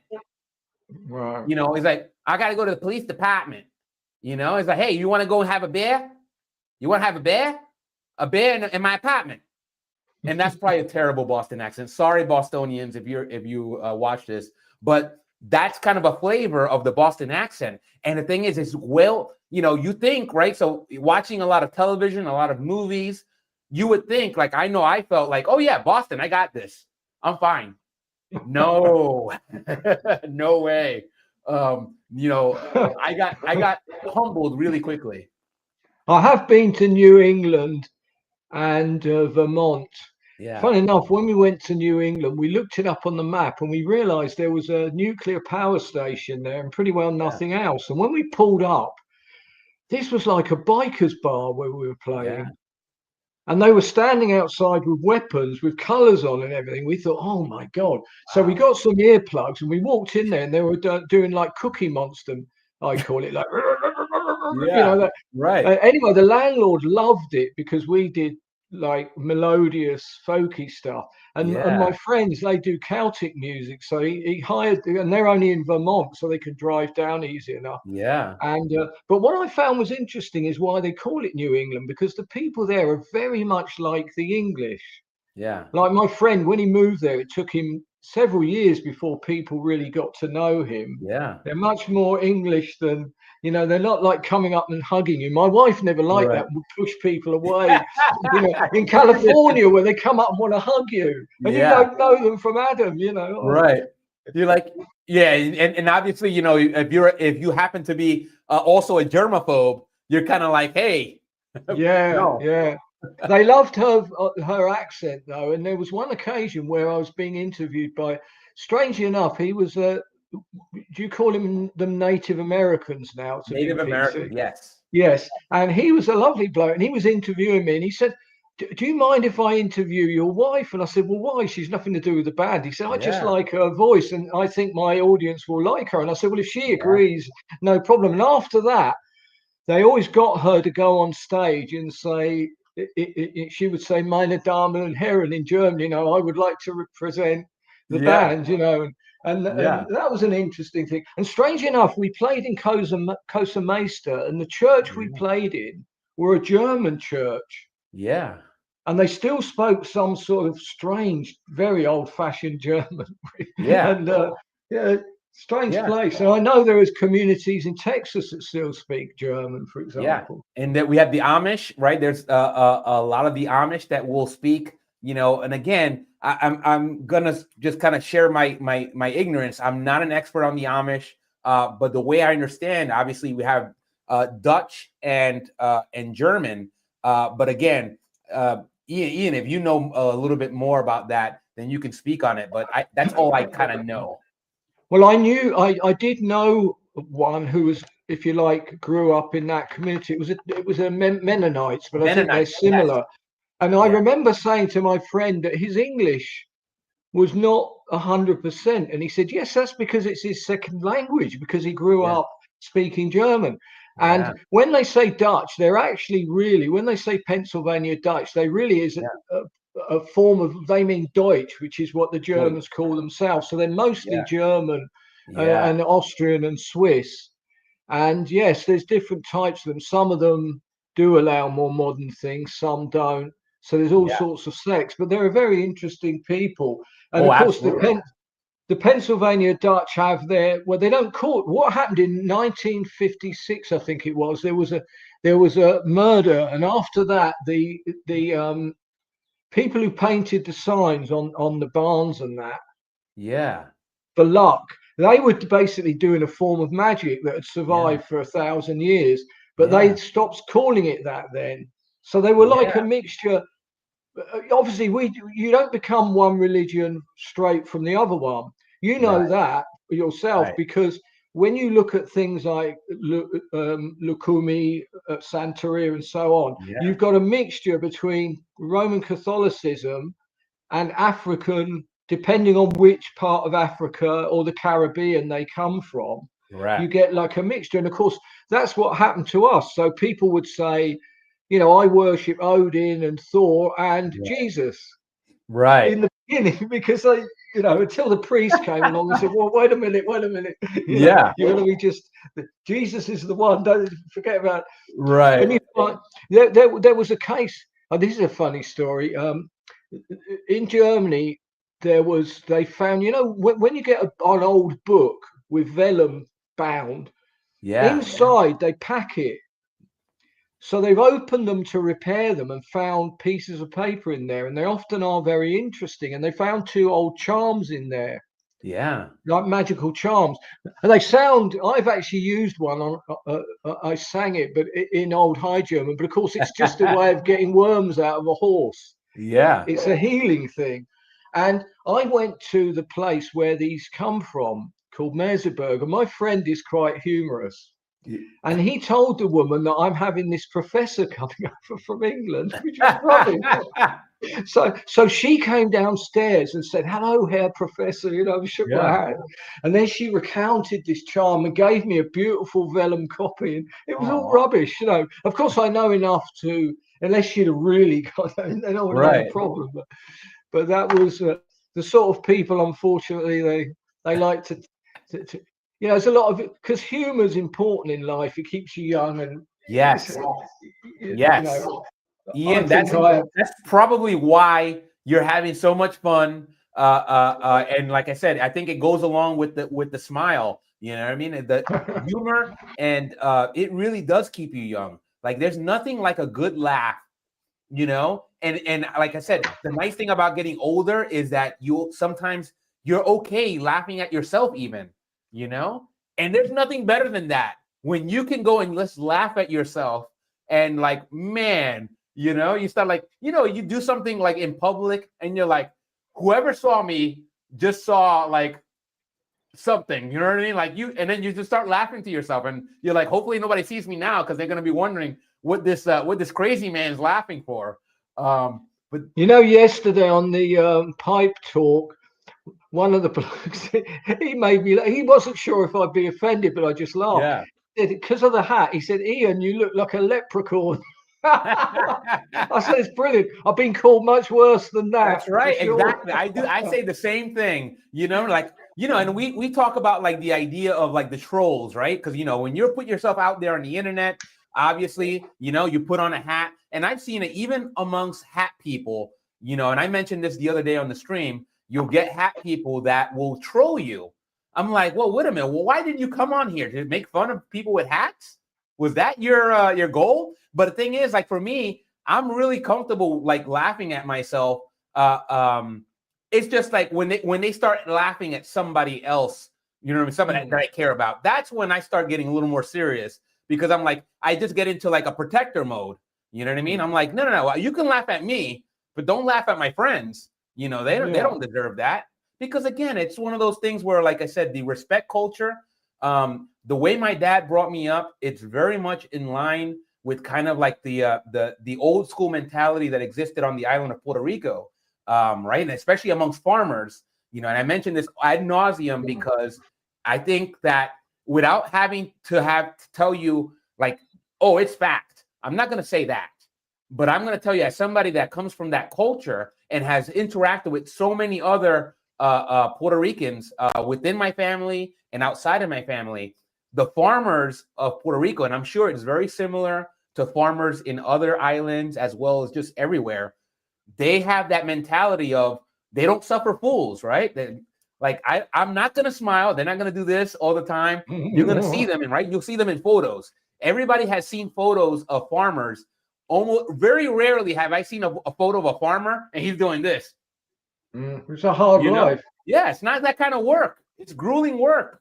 So I'm like, when somebody comes there and starts sassing them and starts just giving them a hard time, like I'm gonna get you know, I'm gonna let you have it. You know what I mean? Like that's just the way it is. And you know, and for me, I'm not like that. I love smiling. I love joking around. I don't take myself seriously.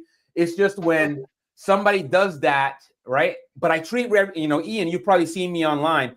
I always treat everybody very respectfully because I expect the same in return. And obviously, I know that a lot of people won't reciprocate that, right? Most people will, but there are a few, right? And they are always the loudest that don't reciprocate that. I'm okay with that. I can laugh at myself. You know, you want to make a joke at my expense, that's fine. But when you start attacking people that I really enjoy, right? So, you know, I feel like Brian Forbes, a hatter who's been on here, you know, I've had interactions where, you know, I've worn the hat, you know, obviously, if you know Brian's hats, they're a little bit out there, you know, and I've had some weird interactions where people are like, they don't like the hat. I'm like, well, that's great, but what are you doing? You know what I mean? Like that's when, like when they start going and okay, this is my friend. I consider Brian a friend. You know, if they attack his work, and you know, and I would do the same for Paul. I do the same for Josh. You know what I mean? Don't attack my friends, or don't attack their work. They work really hard and they're proud of their work. Where's your work? You know, that's what I'll say. I'm like, well, show me the hat you made. Sure. You know? And I remember the astounding thing when I was on the train and briefly got on board with you. Yeah. Right opposite me was a man wearing a hat that could have been made by Brian, and I'd never seen a hat like it. And I thought, this is unbelievable. Yeah. I've got a man sitting there wearing a hat like that. Yeah. Fantastic, and he looked fantastic. Yeah. I wouldn't wear that hat, but so what? For him, it was great. Exactly. And That's the kind of react, So like what? that's the reaction a somebody with manners would do. It's like, that's not my taste, but I appreciate it. That's all, and it's fine. It's great, and it's and it's funny that you mentioned that, Ian, because one, Brian does have customers in the UK. He does, and there's a gentleman that Robert Galt mentioned last week on Wednesday when he was on the show. Is a gentleman, I now follow him on Instagram. He goes by Yabola. And I believe Yabola, it has to do with a connection to the indigenous people of Bolivia, I believe.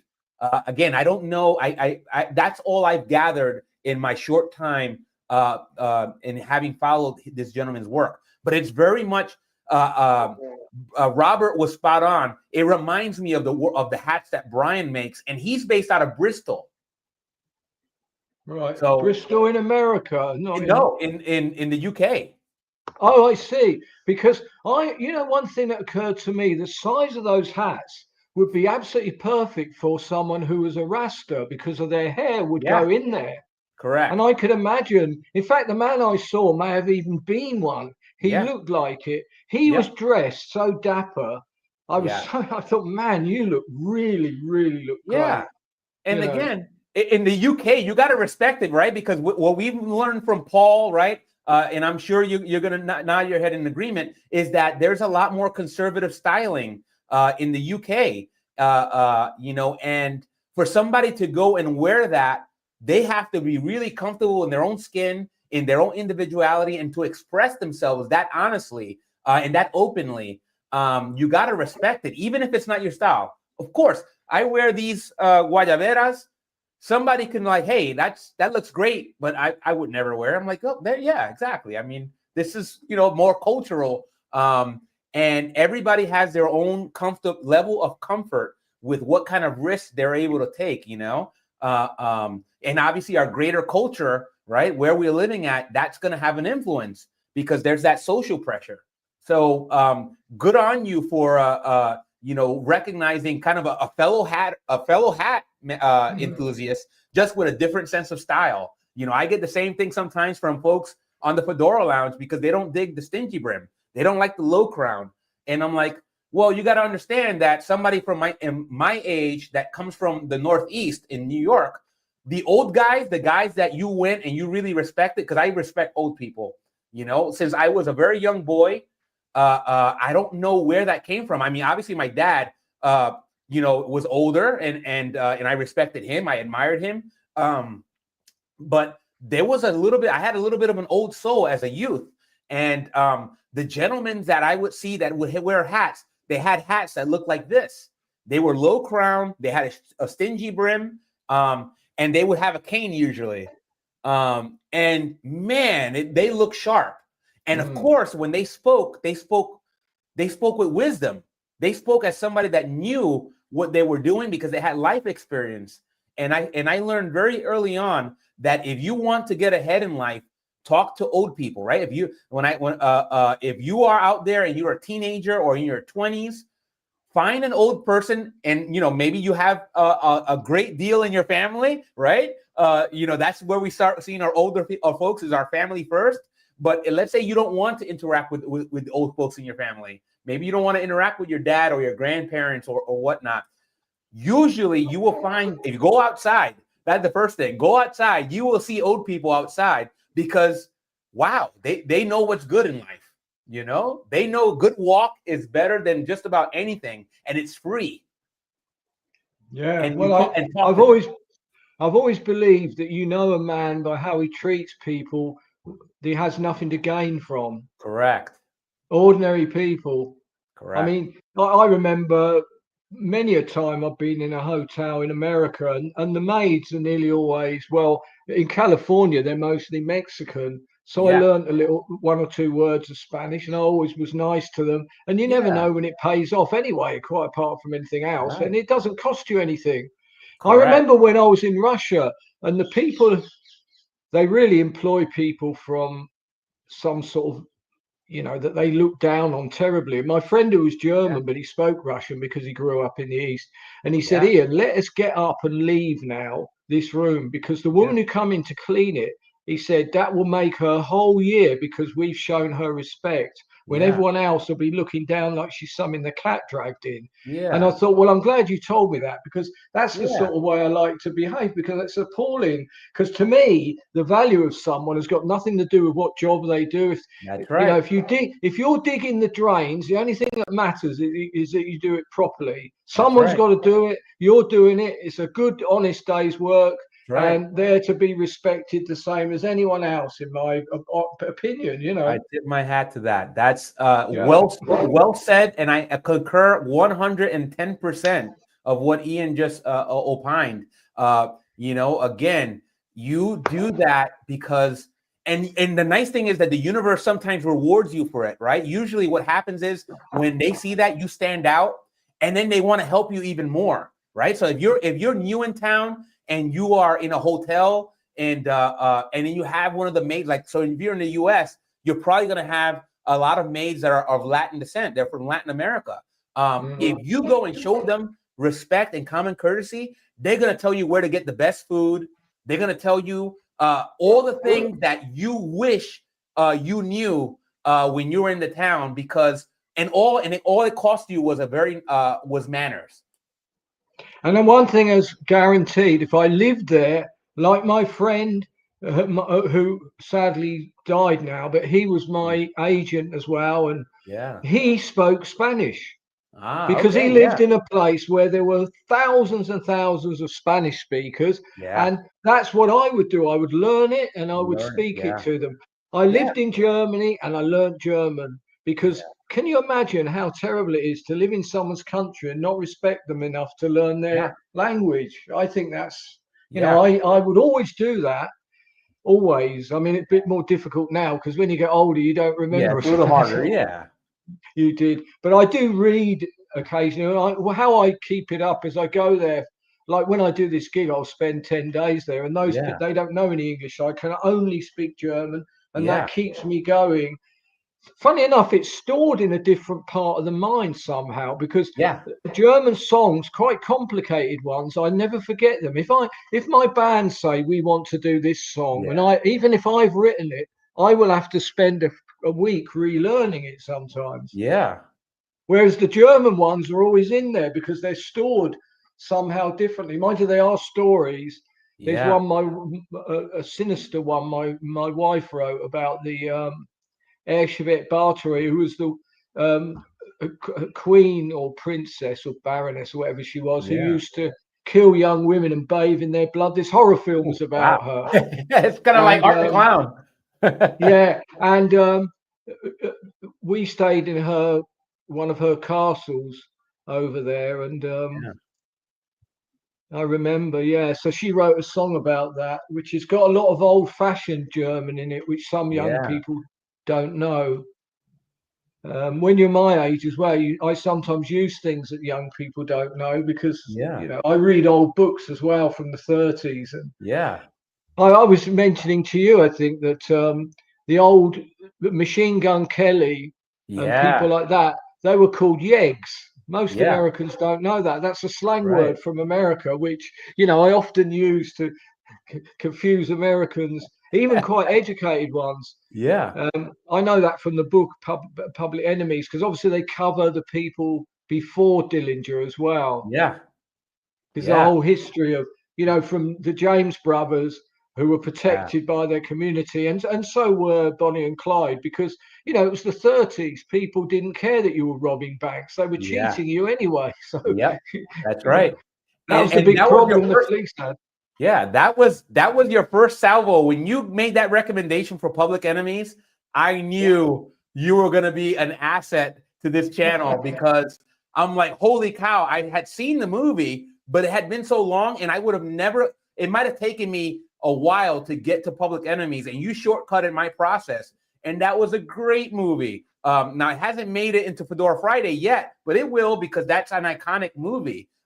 We did Lawless, and that was Josh recommended it. You seconded it, right? I believe that was how it happened. And wow, that movie I had not seen, and you saw. I mean, if you've seen the show on Friday, holy cow, that movie is It's up there. Like it's basically the country version, as Josh mentioned, the country version of The Godfather, and it was so well done, just tremendous. And we had Pretty Boy Floyd, right?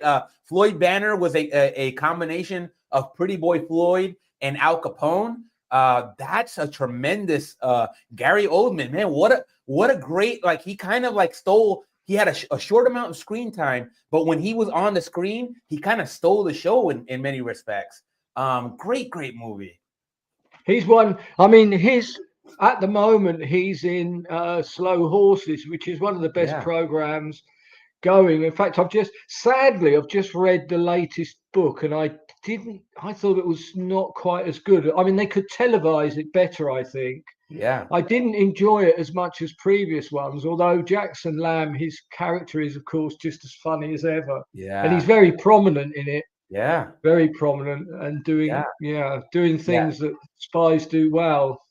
Yeah, exactly. And I mean, the thing about it is, like, when you go, and obviously there's a lot of actors out there, a lot of Hollywood actors and a lot of famous actors. But even now you can kind of see the distinction of those actors and who has range, right? Emotional range. Shia LaBeouf, who was Jack Bondurant on that's a gentleman that has range, right? So only Shia in that cast. And again, I'm not taking anything away from Tom Hardy, because he's also a fine actor in itself. But Shia LaBeouf, Johnny Depp is that way. There's a handful of folks, right, that they can show emotional range, and to see him kind of do that transformation, that very much like Michael Corleone, where he became kind of like he went from essentially being a boy to a man right before our eyes in a matter of a movie, right? And now, like, I don't, already that I'm not very well read, but I want to read that book, The Wettest County in the Country, I believe it's called, and it was by Matt Bondurant, a descendant of the Bondurants. Man, that's a tremendous movie, very well done, and I can't wait to keep doing those. I'm having a great time. We actually have the advantage that we can do American accents, but it's very unusual that an American can do an English accent. Yeah. And of course, I mean, in The Wire, two of the main actors in it were English. And, I've asked friends of mine, Americans have no idea how many English actors are playing American parts without them knowing. Once, all three superheroes, two were English, one was Irish. Right. At the same time in the big films. And they were like DC and so on. It was quite astounding. It's something to do with being able to go into the future, but not the past. Yeah. Yeah. Or the other way round, I think. Yes, in the past, because American is a bit archaic in a way, right? More conservative. Although you do invent a lot of very interesting slang. A lot of it comes over here. Some of it I like, some of it I don't. So yeah, and that's some of it's ignorant, like saying less instead of fewer. That really annoys me. I'm a bit pedantic about the English language. Here in the house, that one about very unique, saying very unique. Like, I know. What do you mean very unique? There's no such thing as very unique. It's either unique or not. I was talking to Pope the other day, and he was talking about apple cider vinegar. And I said, look, why do you say apple cider? Cider's from apples. He said, well, what about pears? I said, pears is called perry. It's not called cider. You know? I mean, so it's cider vinegar, really, just little things like that. Or saying momentarily means for a moment, not in a moment. Right. That's one to remember. Who's my favorite? One of my favorite comedians of all time, George Carlin. Oh, yes. George Carlin was brilliant man. And he had one of those things for me. They're two pillars of comedy, right? Two cornerstones of comedy. One is focus on the familiar, right? Comedians cannot talk about things that you're not familiar with because it's less funny, right? So that George Carlin definitely did that. But the thing that made George Carlin stand apart from his fellow comedians is that he had a knack for making really simple things complex and really complex things really simple. And then he made you laugh when he did it. It's brilliant.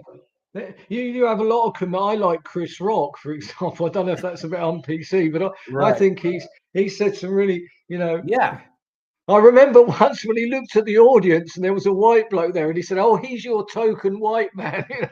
Utterly brilliant, reversing the whole thing. Yeah. Your Yeah. token white friend. Chris Utterly Rock, brilliant yeah, comedian. Chris Rock is amazing, and obviously he had that incident at the award show when he got assaulted. Yes, yes. And he came back from that, and I think he handled it with a lot of class, given how public and how I think that goes to show you that what kind of person Chris Rock is. Obviously he fired back during his comedy routine, but the way he carried himself, to me, said a lot more, right? It revealed a lot more about the man behind the comedy. And I just, my level of respect for Chris Rock just elevated. Yes, I remember seeing that. That was appalling. It was a very big mistake to do that because Yeah. he didn't really get approval from almost anyone for, Yeah. doing something really. He should have handled that more like a gentleman. Correct. It's as I say, dangerous people often when they're smiling, they're at their most dangerous. Yeah. I Yeah. mean, it's well known over here that we use a dark humor and Yeah. or someone like Mae West. I mean, Mae West could destroy you utterly with a sentence. Shout out to Mae West. She was a character, man. Oh man. And fancied herself.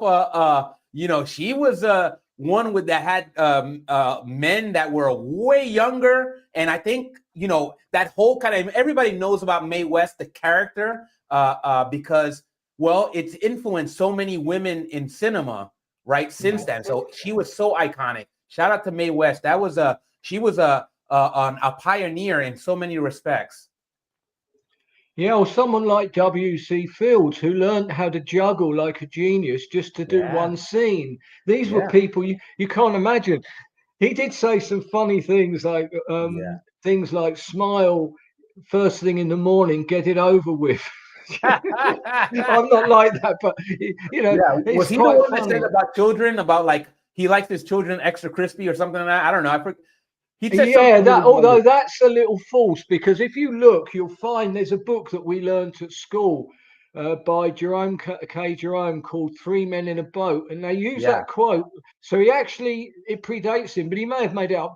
He said, someone said, "Do you like children?" And he said, "Only if they're well cooked." That's it. Yes. Now that wasn't W.C. Fields. No, but of course he may have invented it, because he may have never. He should have known Three Men in a Boat, though, because it's been televised a couple of times. It's extremely funny about three men and a dog who go down the great river in London. It's such. It's just, I love all that. Or darker ones like there's a lot of those old books, or even Jeeves and Wooster. Yeah. PJ Wodehouse, or those, or even Catch-22. Yeah. If I saw someone reading that on the tube once, and I thought, I'm going to wait, and he's going to laugh out loud. There's no way you're not going to laugh out loud when you read that book. See, that's the thing. I love how well read you are. At some point, and I believe.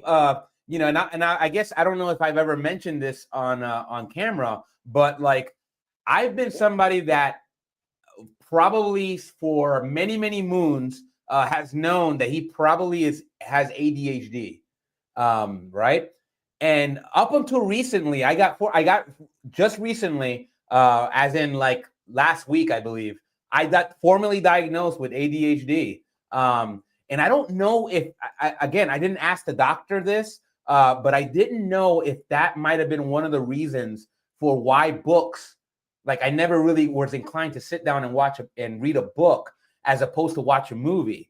I can see like that connection, but maybe the next time I go for my checkup with the doc, I'll ask her because to me it makes sense, but maybe she's like, no, Luke, that's not true.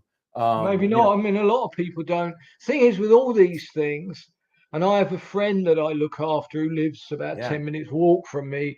And, you know, I have his number. If he collapses, I'll be straight round, blah, blah, blah. You know, I look after him. And you have to do the best with what you've got. And I mean, something like that can be used. I mean, you know, on the podcast, you know, you're probably using what someone else would see as a disadvantage, and you're using it, you know, because we all are. I mean, there's numerous things I can't do. Yeah.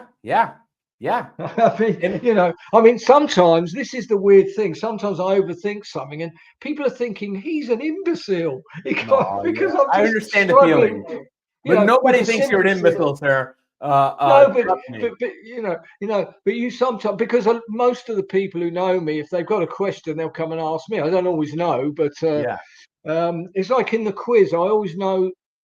I don't know about sport much, like some people, but I'll always know the question that I'm the only person in the room who's read something that's some bizarre thing.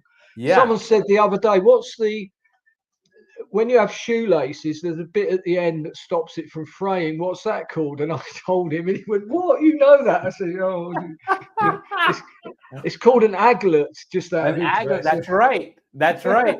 Yeah, you are like the guy that everybody wants on their trivia team.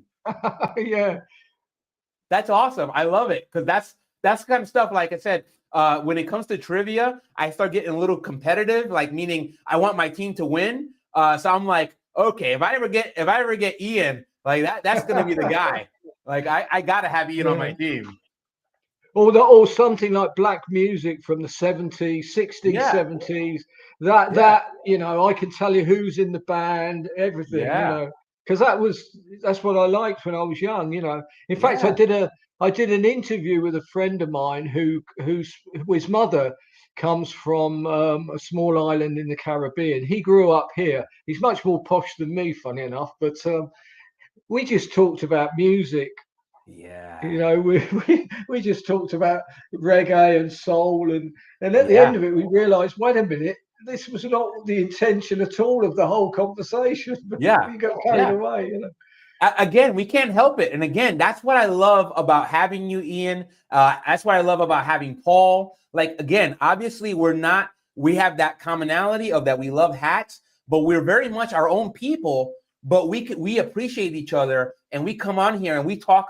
We just have a conversation. It's almost as if you were having a cup of coffee with me right next to me. And I'd be talking to you just like this. You know, except maybe I'd be pouring you some coffee. You know, it's just, this is the benefit of this platform. And it's why I always, like, I do it twice a week. And I always look forward to it. You know, and I'll keep doing it as long as it keeps having fun, because I enjoy it. I really enjoy you guys. Yeah, well, I mean, when Paul and I met, it's like we'd always known each other. Yeah.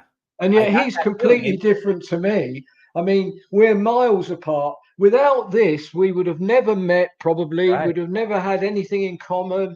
Yeah. We had loads in common, but we would have never found out. And that was the great thing. Plus, I mean, obviously it's difficult for me to order a hat from America. Yeah. I can do that, but it's so much more convenient that I've got somebody in the country who makes hats that are perfectly fine. Yeah. I mean, you know, this is like a Grail hat for me, and it won't be the only one. He's got 2 of my hats at the moment, which he's working on.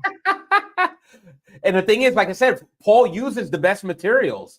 So it really is. I think you hit the nail right on the head. It really is a Grail hat, because, again, you can't get much better than FEPSA, right? Like, from what I understood, and that's the thing, is that's, for me, one of the many benefits that I've gained from doing this channel is with folks like Paul, with folks like Josh, that are able to kind of tell me and educate me on the value of the various qualities of felt. And now my hat appreciation is just that much more heightened. You know, I love it. I love it. How can you not? Right? It's fun. Anyway, Ian, you know, you again, obviously, you already know you're always welcome here, so you don't need to you don't need to have a platform. I eventually want to hear some of your music. So I don't know if that's going to be possible, but maybe when I go over to your neck of the woods, I'll get a chance to hear your music. And yeah, we'll definitely have a pint, maybe some fish and chips, and we'll do it all. You, me, and Paul, and whoever happens to join us. How's that sound? That sounds right. spiffing. That's right. That sounds good. So, well, guys, I mean, this has been over 2 hours of Hat Chat number 5. Yeah, time flies. Time flies. I want to thank Paul, John Murphy for joining us. I want to thank my moderator, one of my faithful moderators, Ian Reed. Both two great blokes from the UK that just recently had a very fun time together, as you probably heard. If you joined us late, you can watch us in syndication. And look at that hat that Ian's wearing. That's a PJ Murphy and Son creation. Fine hat. If you want to get your very own, go ahead and hit up Paul. I scrolled his information on the on the screen. Subscribe to his channel, like his videos, go check him out on Instagram. Also check out his website where you can actually order your very own Grail hat from PJ Murphy and Son. Uses the finest materials. I don't think you're gonna regret it. I got 2 of mine coming today. They might even be outside my door right now. So I'll check the up and out, and I'll you know how I'll do it. I'll send out photos and I'll do the whole shebang. But even if you choose not to support Paul, not to support my channel, and all the various affiliates, right? We got Josh has his own YouTube channel. Even if you don't, right? You got to do one thing for both myself and for this gentleman right here, Ian, right? With that fine hat, just one favor. Stay hatting, my friend. Have a great day and ciao. Bye, everybody.